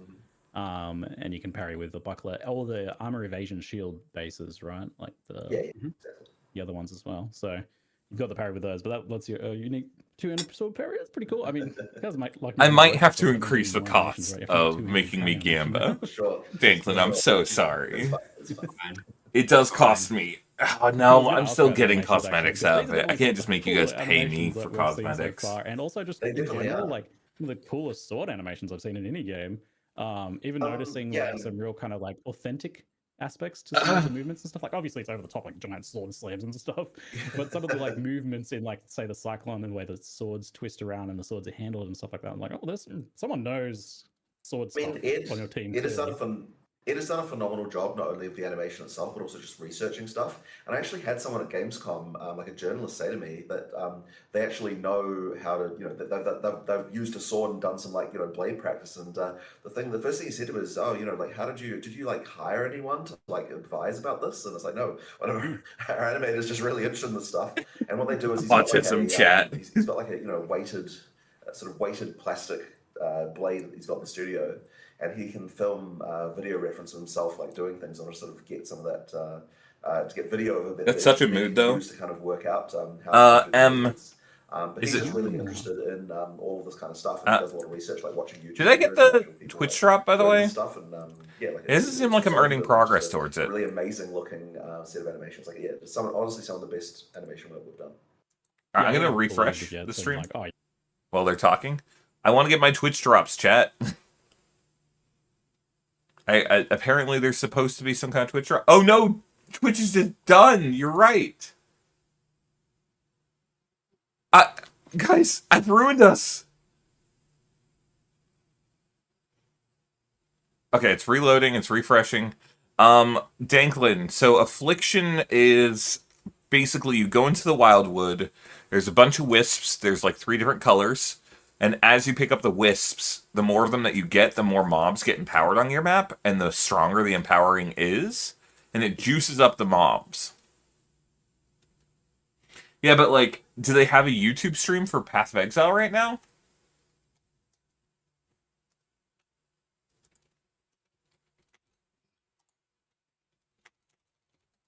No, I don't want to watch my own video, okay?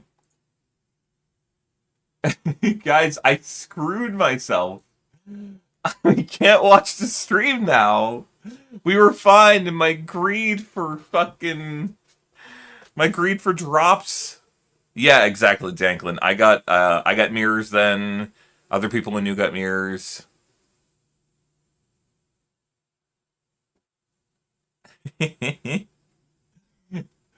Please let me watch. I want to watch the interview.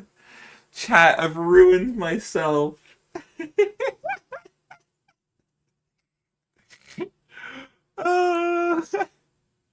What? And they're not streaming it on YouTube for some reason.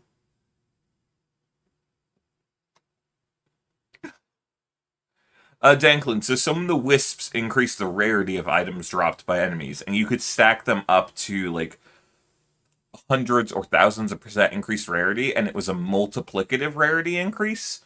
So, and then some give more monsters modifiers.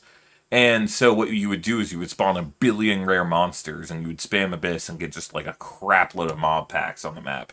And then all the wisp would juice everything on the map at an insane degree. It was so much loot that if you undid your loot filter, it would crash your game. That's how much loot was being dropped. Okay, we're trying to see if we can get back into Twitch.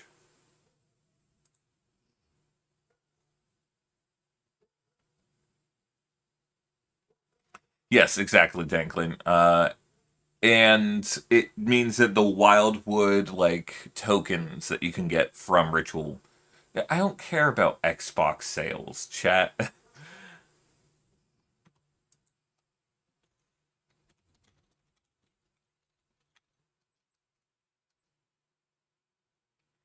Yeah, it was about as bad as Temple League, but for Path of Exile 1.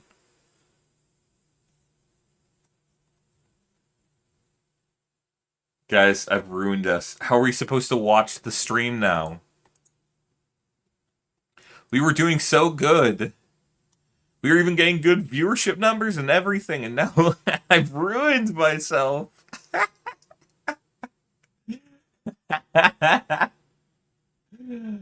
uh...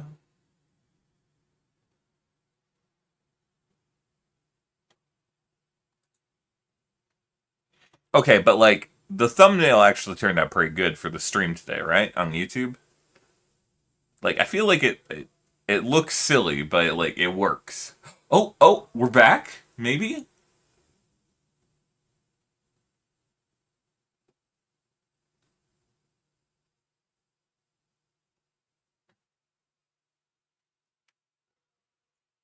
Okay, this person needs to be quiet.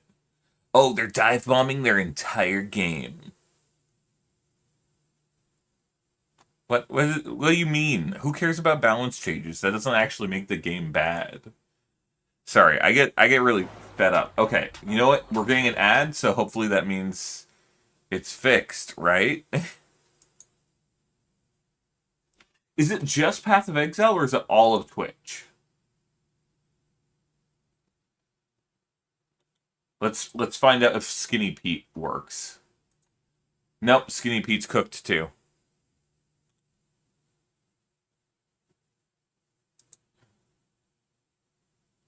Oh, it looks better now?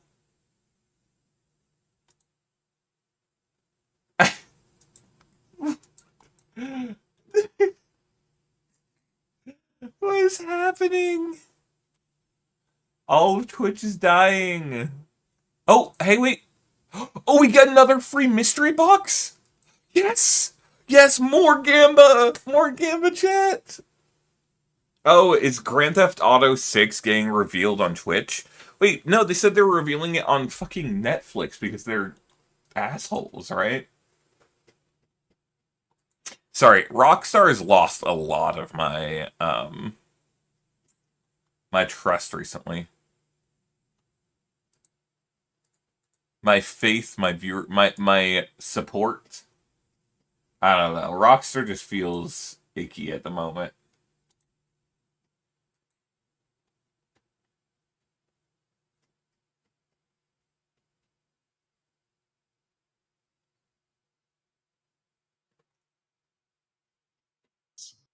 Okay, we at least get to watch the stream. Really. Yeah, I mean, so this is like way earlier than you've ever been able to showcase glass. So getting that hands-on in the public, it gives you lots of time to make those tweaks and see all those points that people are like, oh, people keep missing this detail as you're going around and being like, oh, you can do that. You'll get to kind of learn where those pain points potentially are. Mark, I noticed a bejeweled implicit on Oro's sacrifice. What does that mean?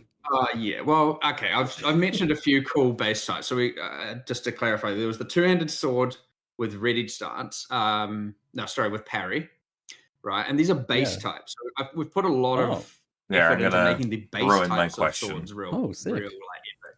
And honestly, I want to then propagate it to every other weapon type. To be honest, so we've got, just to clarify before we get to bejeweled, we've had parry two-handed sword. We showed a base parry duration one-handed sword.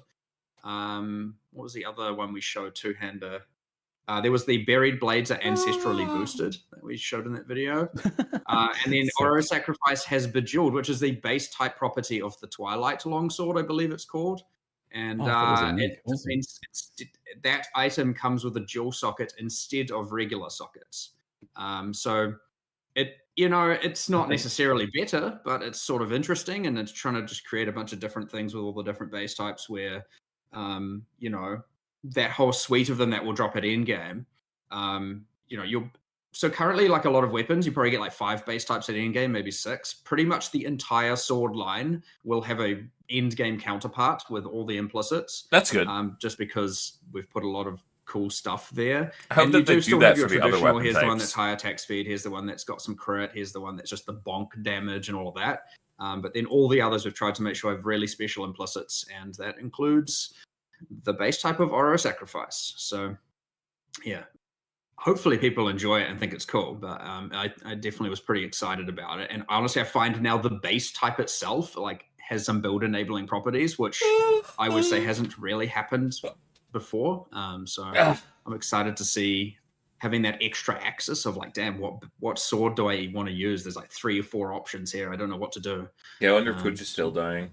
I'm pretty happy with it. Yeah, it's cooked. Yeah, I love these bases with like weird implicits that do interesting things like that. So I hope that is something you propagate out to the rest of the game there. Love it.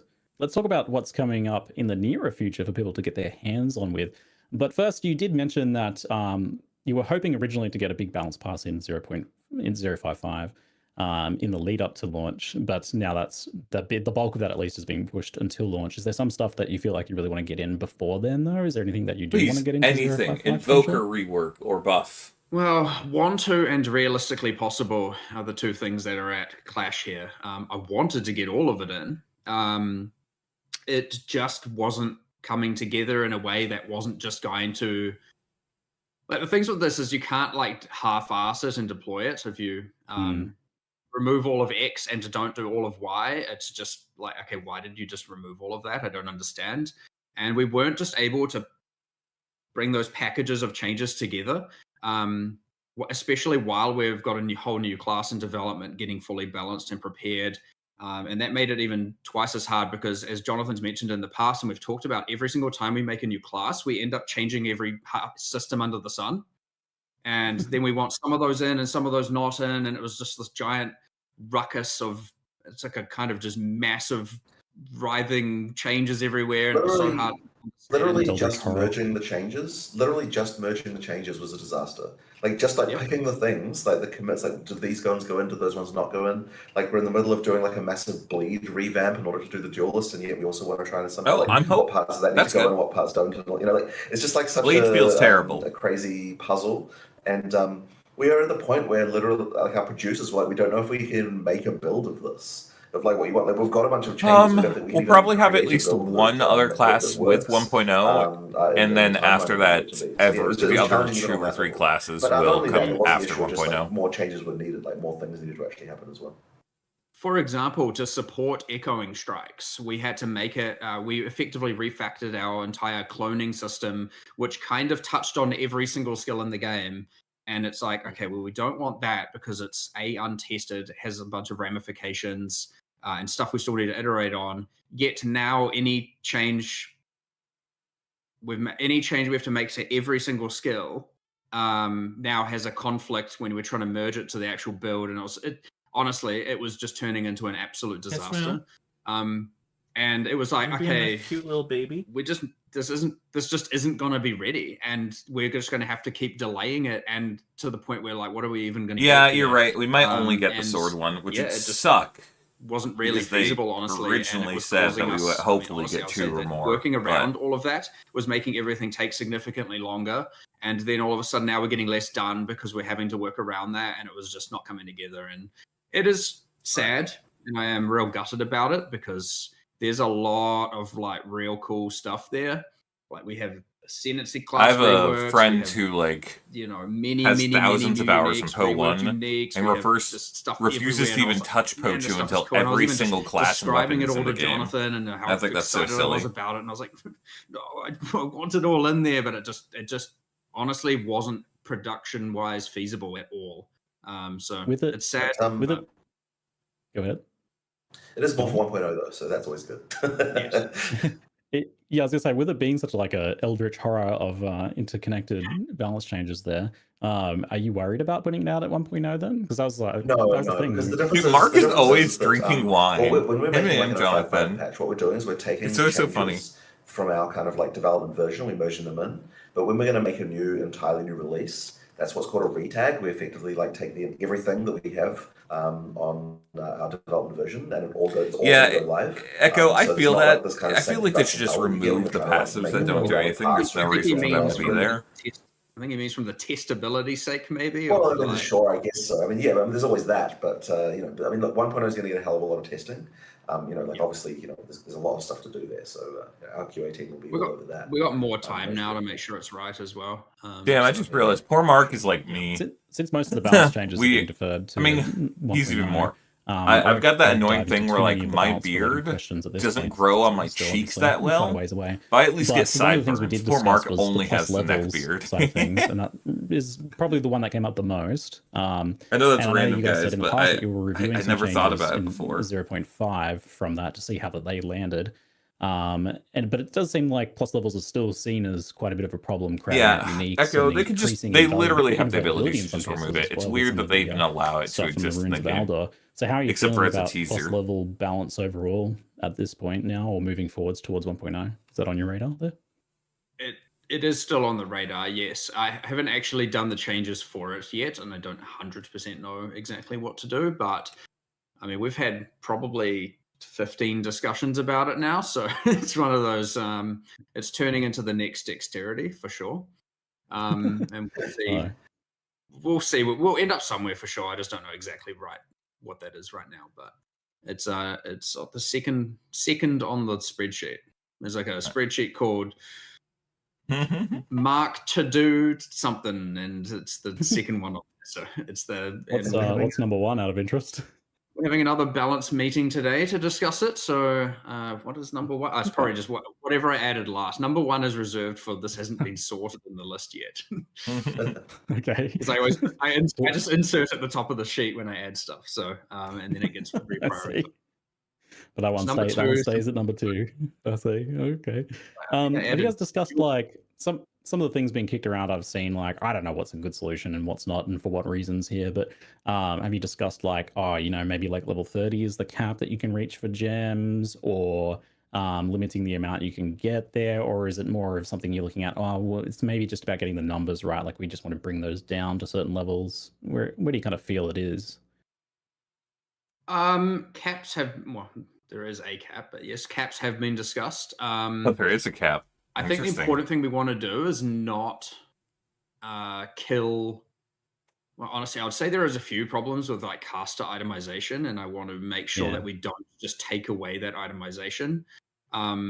Even very early in the game, caster itemization isn't as good as it could be. Agreed. But it's really hard when you're dealing with fundamental mod pools. Like even early game runes are not as impactful, obviously, for casters, right? Where you get like flat damage ones for attackers and casters don't, and it propagates all the way through. And I get that some of the leagues have added some, breach caster items, for example, have added some in-game itemization, but there is a more fundamental problem here for sure. So I don't. I just don't want to make the itemization for casters worse. Let's make it really. That's honestly how it is. Yeah, it'll be interesting to see what you come up with there then. I get that it extends further than just casters, but like that's the main thing of not wanting to ruin. Yeah, there's almost 2 separate discussions there. Everyone has a different perception of like, what is good itemization or not. I'm talking about just generally what we believe to be good itemization as opposed to I don't necessarily see an inherent problem with plus levels. I think it's just that the power level of it and its availability is high to the point where it does crowd out other item choices. So it feels like you're, if it's not that, then it's not worth using effectively. We definitely have a thing right now where every single caster unique that gets made, it's like doesn't have plus gem levels sucks. And yeah, exactly. It's such a problem right now. All of the new uniques we've been making, it's like you kind of want to default to be like, this needs +4, this needs +6, this needs plus, and it's like, do we really have to put this on literally everything? Yes. How the system is designed right now. I'm sorry, the same way that you're making when you're making a weapon. Jonathan's been really quiet. You can't just be like, nah, I'm not going to put any damage mods on it. So like, now YouTube's breaking. Someone doesn't like live streams. It just doesn't feel quite the same. What's going I do on? understand why. I've discussed that before, but anyway. We'll see what happens, but we will do something. All right. So the Forbidden Rites event. So just to clarify for folks, this being an event is different to a regular expansion. It's a different thing entirely. It's not a league and expansion in that same way. So what of the changes that you talked about are specific to this Forbidden Rites event versus core game changes here as well? Yeah, so this is our first time ever that we've had a league be both running and core. And we just noticed there was a lot of people still playing Runes of Aldor. We didn't want to end it. It's a good league. We wanted to keep that running, so we've had to do a large number of hacks to both support something being core and not. But It's weird. The tablets are for the event and standard league. So because the league is in every area in Runes of Valdur, you don't get tablets to further it. What else have we changed there? I mean, you don't get remnants in every area during the event, but you can once you start using tablets. And it's honestly for those who've obviously played leagues and seen leagues go core, or people who played our previous leagues for PoE2, like Fate of the Val, and then the Temple became core. Ultimately, it should feel like all the content from Runes of Elder is now in its core state while you're playing in the event and standard leagues. And if you continue to play Runes of Elder, you should notice no difference. That's pretty much it. We have made some changes, like obviously it's not introduced now until, so currently in the Forbidden Rites event, the content, the characters aren't introduced until Act 4 when you're doing the quest in Act 4. So you won't see any through Act 1, 2, and 3. What else? We don't get to hear him say core blimey anymore, chat. I'm pretty sure we changed it as, which I don't know how people are going to respond to this one, but we've removed from the Forbidden Rites and Standard League, so it's not in the current Runes of Elder, it didn't want to affect the economy, but Elder Saga, the mods from it are now in the core mod pool of what can generate on logbooks, as opposed to requiring that item. You'll have to determine the rarity yourself, and then we've replaced that outcome from the Remnant encounters, just so that the entirety of the end game for that isn't just Elder Sagaing, and that's it. Awesome. Hey, man. Good stuff. The ritual, speaking of like the end game here for the league, for the new league, the event, the Sacred Bloom from the rituals that lets you add the Sacred Wildwood. I can't believe maps. Wildwood's coming back, chat. How rare are these roughly? Is that something we can be applying to every decent map, or just kind of the most juiced ones because it's like going to be rare and valuable? It's a big thing, being able to get the Wildwood. It's about 1 in 5 maps to get one. Oh my god, that's common. Give or take. So yeah, you're not going to run it every map, but of course it's tradable. So yeah, feel free to just go ahead and buy them. Big money. So yeah, I don't know. I think that was a pretty decent rate, but we may still iterate on that. That seems like the sort of thing you could easily like afford to run fairly frequently then. With that being the case, back in when we had this before in Affliction League, Affliction League was so good. The most insane juicing thing we've ever had. So both in terms of difficulty and reward, which is really cool for a number of reasons. So like obviously people like big loot explosions, but also you could make like the hardest monsters of all time outside of like deepest of delves. Is this potentially going to be a similarly spicy thing for Path of Exile 2? It's obviously pretty hard to compare the drops because it's just an entirely different drop ecosystem. Like, are you going to be having to hover and identify 100 heavy belts in every map? Dude, that was so funny. You would have that was my. You would have like 100 heavy belts drop, all uniques in a map, and you have to sit around and like. Yep. I think they actually got 2 mirrors in that such league a as well, goofy which time. I feel like shouldn't happen, but maybe even more than crazy. I've only ever got Anyway. one in more. Yes, I have equal memories of Affliction. Don't worry about that. But the way that the Wisps scale the monsters is a bit different anyway. So instead of just rarity, PoE1 did rarity, quantity, and chance for items to be currency, I believe as it was. Instead, here what we've done is blue Wisps turn monsters magic. Normal monsters magic, yellow wisps add mods to rare monsters. It's gonna be so good for XP. And purple wisps add rarity to everything. So Icky, there's a spider outside my window.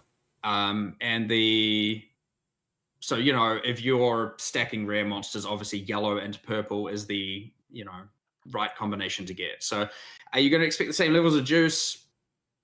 Hard to say. It should definitely be a good alternate way to juice in-game maps compared to, say, something like Delirium right now.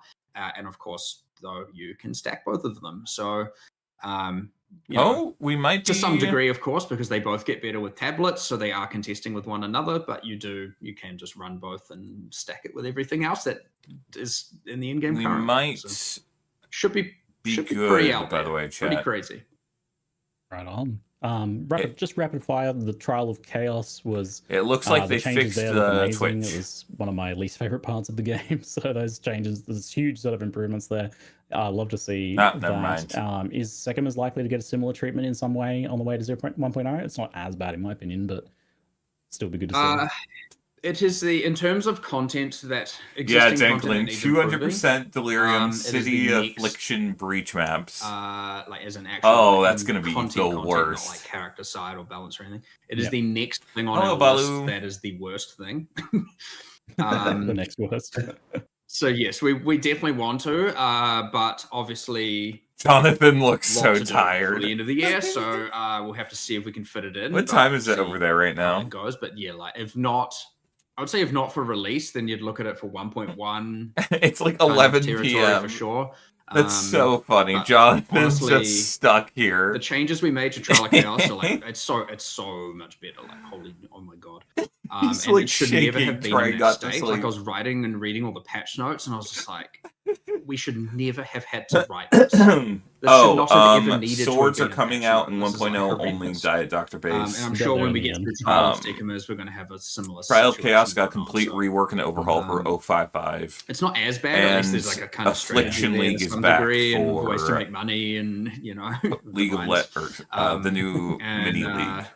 But yeah, it needs. It's a also substantial it's like a amount of love for ritual sure. / affliction league Awesome. Good to hear it then. in 055. So a few more rapid fires on the end game. The challenge level of end game caps out pretty early currently. That's good for build diversity, honestly. But it does mean that there are some limited options for like testing your more powerful characters. Uber bosses and more challenging like end game content. That's something on the radar for maybe for 1.0. Dude, I haven't gotten any time on the drop yet. I don't want to commit to like higher tiers of boss content and difficulty to too much of a degree, especially with respect to Uber bosses, until we have the character balance in the right spot. And in theory, 1.0 should have them in the right spot. But you know how balance goes with these things, with live service products in particular.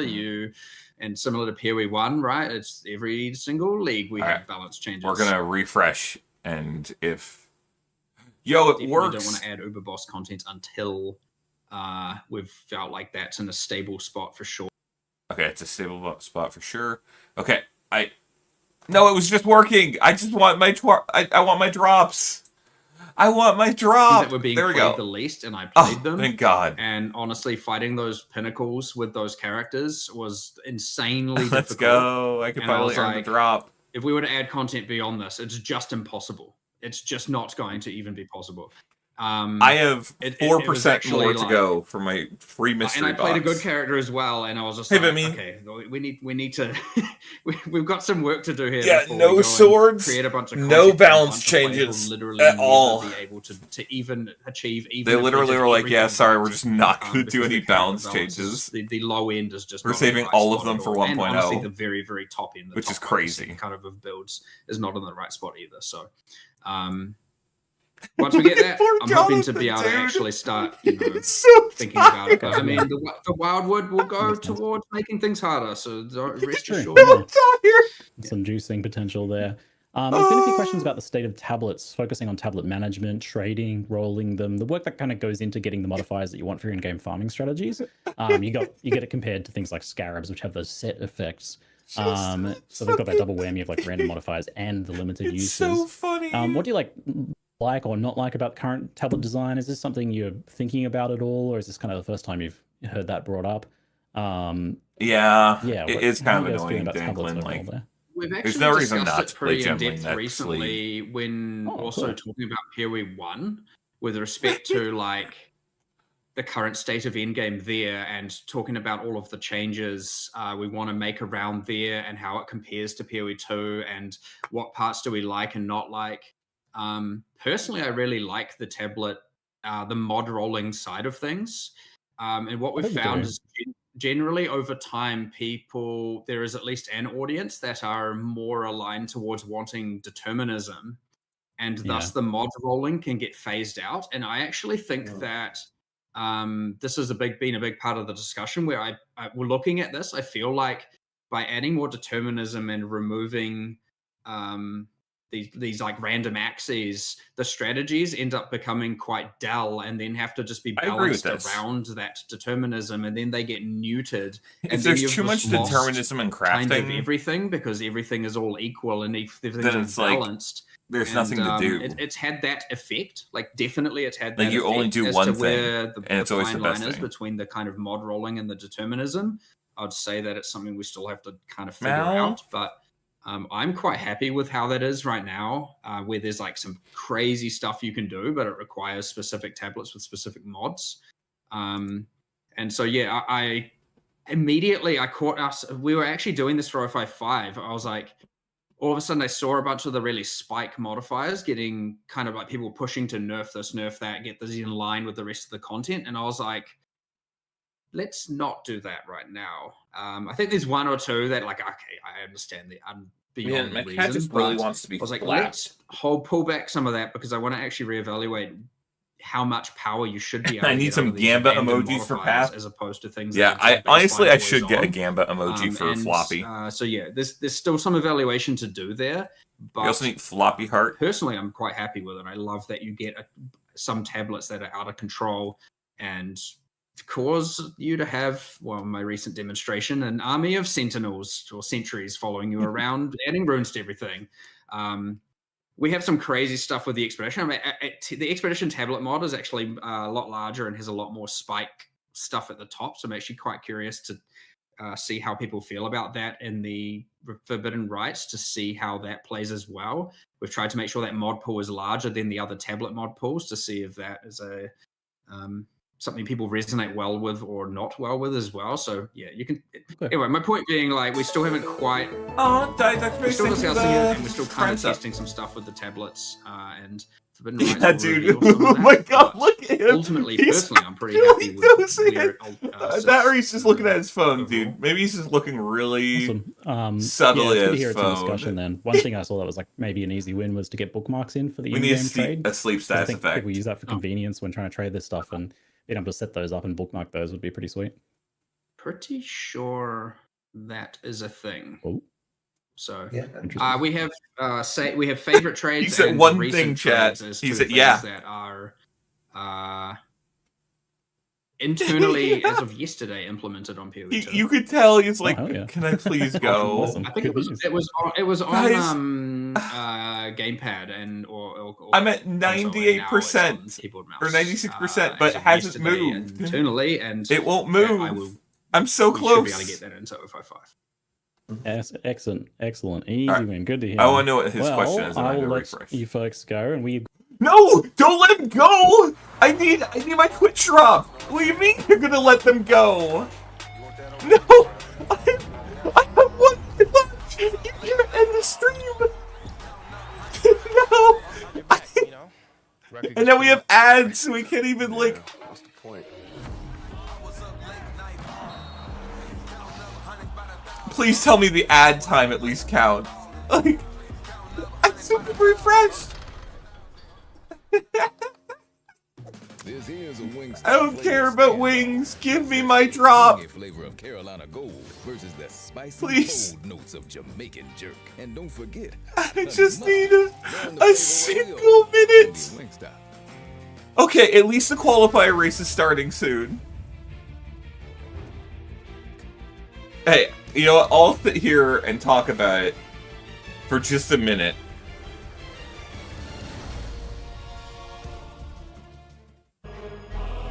Okay, come on. Come on. Let's get this 1 minute of drop time, please. I also didn't get the Coliseum helmet attachment for some reason. Last time I streamed. I'm at 100%! And it's not giving it to me! Please! I'm now eligible. Claim it quickly. No, give me my drop!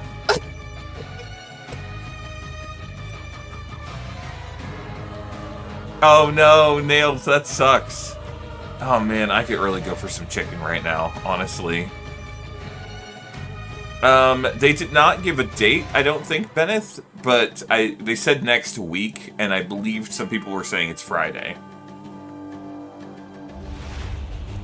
Rose, yeah, I'll have to see if I get it too. Come on! I just... It's right there, guys! It's right there! Please! Give me my love! I want my Gamba! Give me the... Come on! Okay, I claimed it. I claimed it. Let's go. It worked. I claimed it. All right, let's go. Okay. Surely in game now it will work.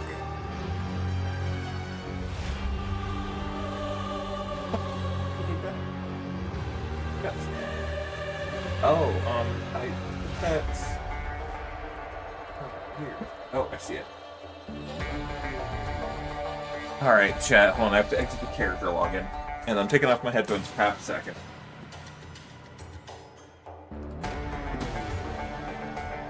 Paladin has an appointment in an hour. You don't have to come, though, if you don't want. Alright, we're going to go to full screen windowed, keep changes, go back in game. Hey guys, what if I joined the qualifier for... Surely I'm so good at Path of Exile speedrunning, I could qualify, right? I should go for that. It starts in 4 minutes. I mean, I might as... I'm not doing it, chat. This is a bit. Okay. Thank you, Path of Exile. Big stream. Let's go. I'm going to quickly swap to game screen window capture. Let's just see if we got our cosmetic consumable. Consumable? No, it's not in game yet. Because Twitch hates us.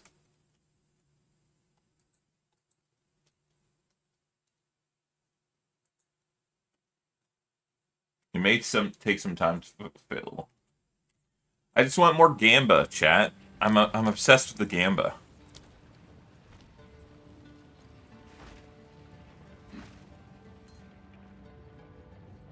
Yeah, exactly, Rhodes. I'm great at just locking in and not talking and not looking at chat and, like, doing objectively the correct plays. Dude, I can't believe people finished the entire campaign in, like, what was it, 2 hours or something?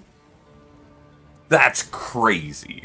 Okay, unironically, guys, like, I kind of wish I could do that. Like, I kind of want to learn how to, oh, no, we have to get rid of the current league goals. Alright. I kind of want to learn how to speedrun.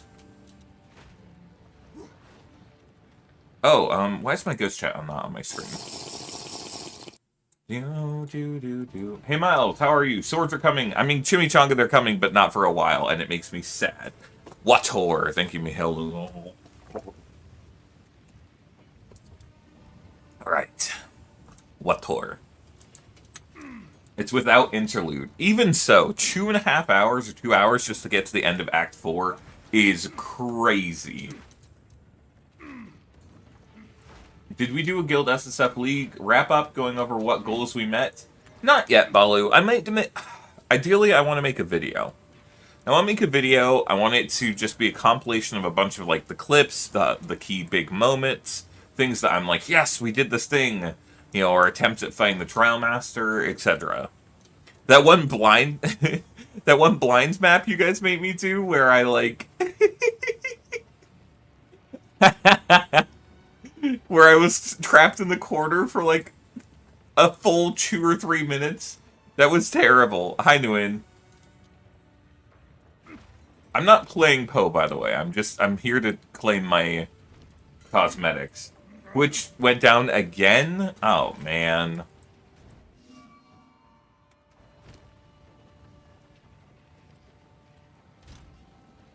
Man, anyone who was complaining, by the way, about Ritual... not Ritual, I love that yesterday we had people that were like, yeah, dude, it's impossible, or not impossible, but it's so hard to do armor builds and melee builds in... Trial of the Sekimas, and then I proceeded to go into a Trial of the Sekimas and AFK through the entire, like, hourglass encounter and only lost, like, 5% of all my honor. Because it's actually not that hard to just make your character tanky. Meow, meow, meow, meow. Giddy giddy? Yeah, I passed the end too. Oh! Holy shit, you're fucking fluent! That's so great! That's so exciting! Chat, B is now officially as fluent as, like, what, a Japanese speaker? Almost. Almost. About that, I can go to university in Japan. I'm allowed to. B is allowed to go to university in Japan. They, That's the fluency level. Damn. So you're like high school level fluent, Yeah. basically, in Japanese? Yeah. I can get a job and all that. I have the certification you need to like do all that. Fuck yeah. Good job. Barely. Giddy giddy say. Man, I want to go hit things in Path of Exile, but also, chat, I gotta get ready to leave in an hour. おめでとう。ありがとうございます。 Just say some random shit. No, I'm sorry, I won't do that to you. You know, B's actually really good at speaking in Japanese. もうまあ。Yeah. I'm good. Okay, You're very Jozu. I will. I'm confident in my speaking, but not my reading. Mm-mm. Like the kanji, everything, like the listening section was great. Oh, okay. Amazing. Someone wants you to say random shit. Oh. Is that, can you, like, what would be? Well, まあ、ちょかいとどっかいの部分で、私は大丈夫でしたが、漢字の部分で、ギリギリ、本当にギリギリギリギリ。I think they meant, like, just say the words, like, the translation of random shit. Oh! What would you even say for that? Like... Right? むさくい。Oh. むさくいクソ。So, what? I mean... Yeah. Well, thank you everyone that came to the reaction, at least. We're just kind of wrapping up right now. I'm just idling. I want to run around and have things hit me and feel overpowered, even though we're in Act 2. I love this build. I wish it was actually good. Thorns needs a way to propagate, like... Okay, hear me out, chat. What Thorns needs is a skill that when you activate it, enemies within your presence gain like 150% more attack speed, but lose 50%, like deal 50% less damage. Right? That would be insane for Thorns. That would be so good for Thorns. Because the biggest issue with Thorns is enemies not hitting you. Right? In up to 5 words?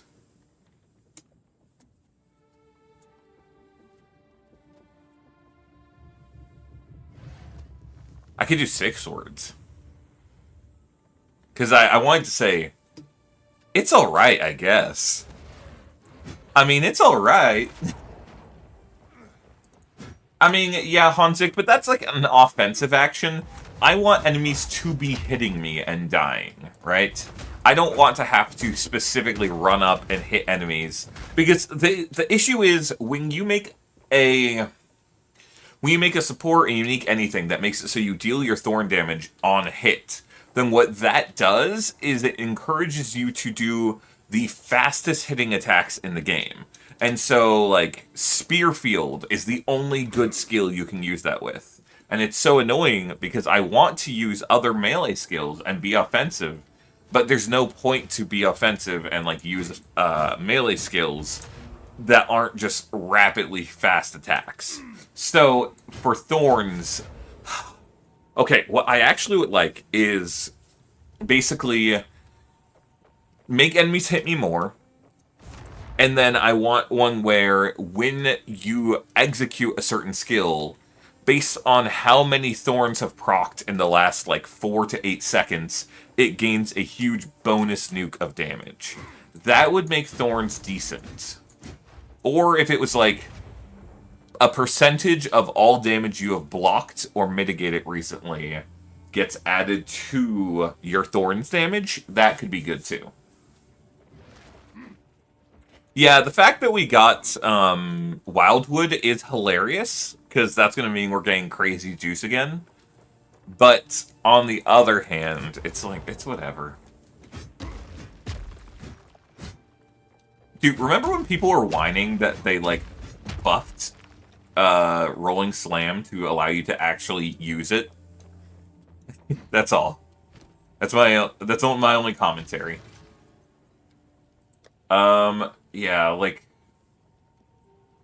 this build is just okay. Like, I can do tier 9 maps, no problem, right? Like, let me go over here to my map.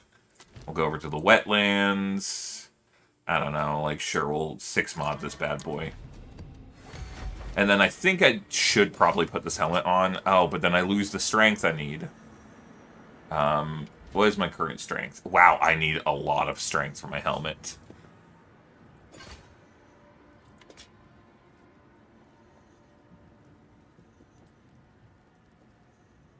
Man, I kind of need this helmet on, though. Let's just go see how it feels.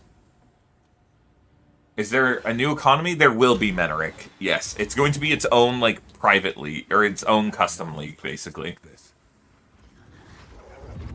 Yeah, so this build is like, enemies can hit me, I can take a bunch of damage, it's whatever, I've got like a burst clear. But it doesn't work against projectiles unless I have this helmet on. And now it works against projectiles, but now I can't attack. So I need to put my old one back on. And it's like really hard for me to die, which is great. But and the more enemies that are hitting me, like, the harder it is for me to die, actually. But it just doesn't do, like, damage to single targets at all. And that's, like, the ultimate issue of,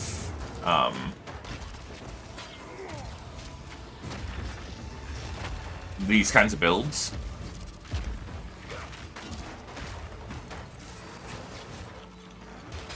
Oh, you actually got the mystery box, though. Was the map device something you wanted, though, Rose? Or is it, like, rare or something? See, like, look how long it takes me to just kill some rares. I've gotten clear for everything but rares, but rares just, like, are egregiously bad.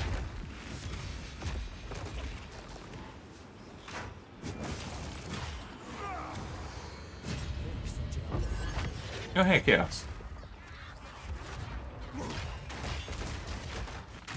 Yeah, this feels like I'm playing 200% Delirium, except for the issue is I'm not. I'm playing, like, a tier 9 map.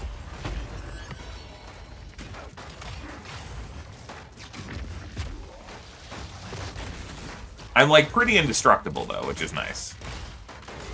I wanted this to be an indestructible build, but I also wanted it to be, like, a melee build that did damage and had clear. And that's the part it's failing at, and that, like, upsets me.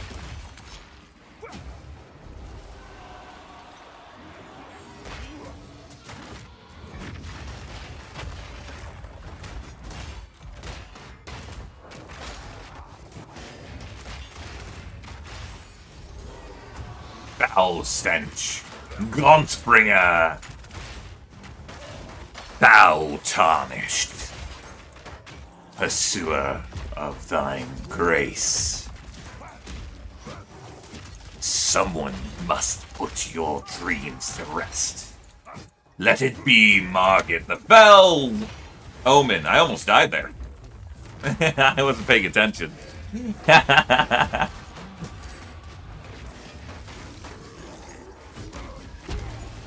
There's just a bunch of grounds dots. That is the thing that this is weak to.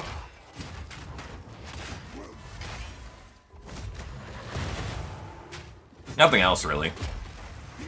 Map device you can use, it's one that tracks stuff like blood-filled vessels and tablet. Oh, that's cool, actually. I'm just waiting on my, on me to get my thing. Yeah, so this is a fun build. I'm really happy with it. For the most part, but it's just like, it doesn't do enough.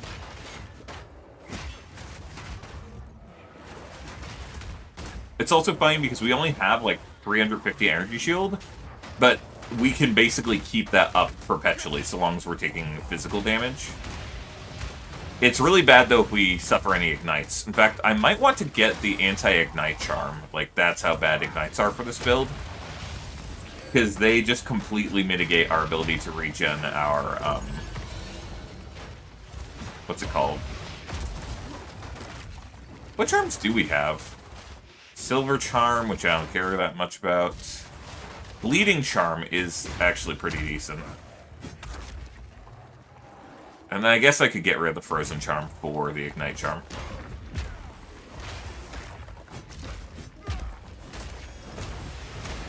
Yeah, that's great, Rose. Again, I haven't seen that one.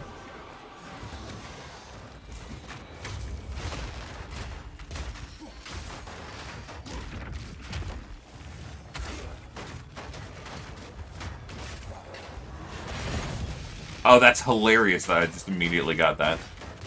But off of an abyss? What is that about?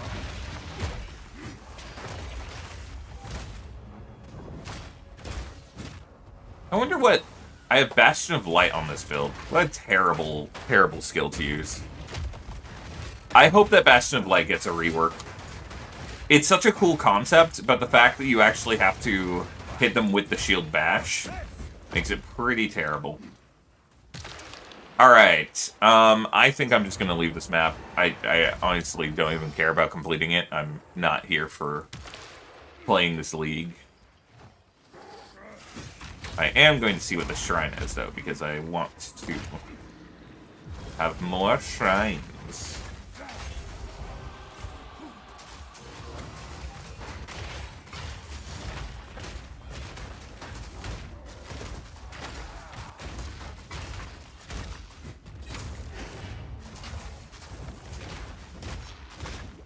No, don't kill me with your ground dots.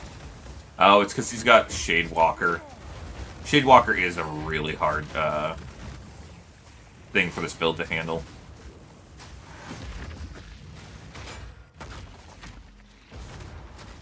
Because he'll just sit at a distance, Shadewalker up to you.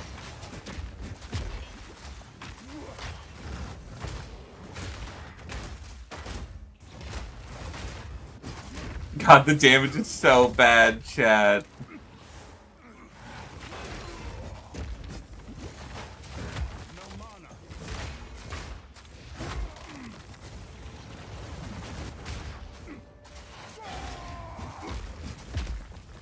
I'll get him eventually, chat. Don't you worry. Now I'm dead. This build's so bad. It's so fun to be indestructible, but it's just such a trash build.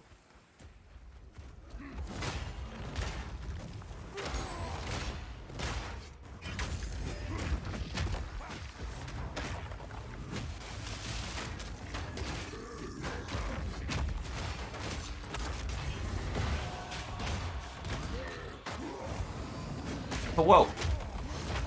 Oh, an Aminamu's Void. What if we got an Omen of Light? Haha.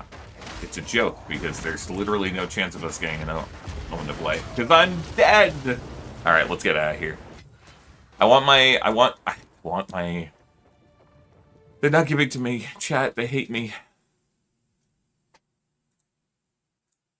Come on. You're eligible. 20 minutes ago claimed. Give it to me, baby.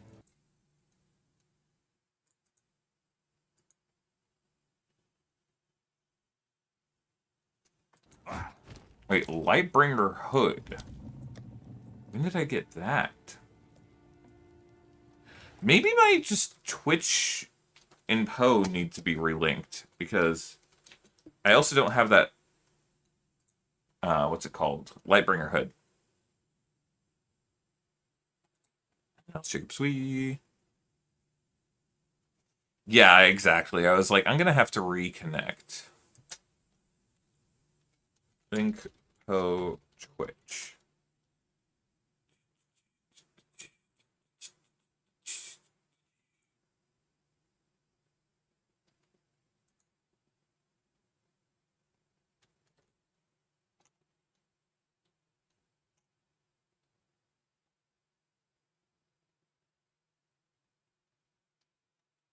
Account connections page in Path of Exile.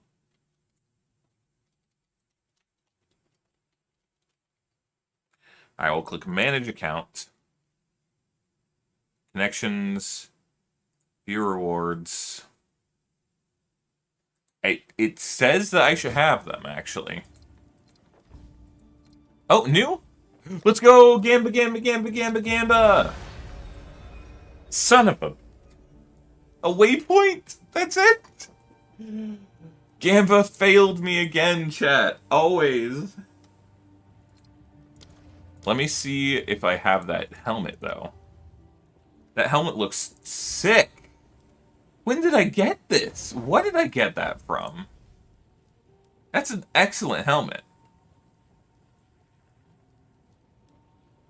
Where is my hairbrush? There we go. Alright, nice. Alright, chat. That's it. I need to get ready to take Kaladin in an hour. Wish us luck. Hope Kaladin's okay. He just hasn't been eating lately that much, and his favorite thing in the entire world is food, so it makes me stressed. Yeah. You know, at least the chess pieces are all pretty good for that mystery box. Yeah, I hope my cat's okay. Alright, everyone. Thank you all for stopping by. Stay safe out there. Look forward to... We'll be streaming again tomorrow and the whole weekend, you know, as usual. And then ideally, this next week, I'll have my next video out on the channel. I might sidetrack it to release a video on the new update, but I don't like making those because my videos take too long, and making videos about temporary, like, flash in the pan stuff just, like, doesn't sit well with me.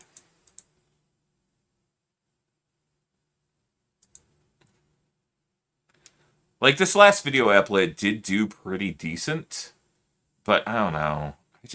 I want better. Alright, I'll see everyone tomorrow. Have a good one.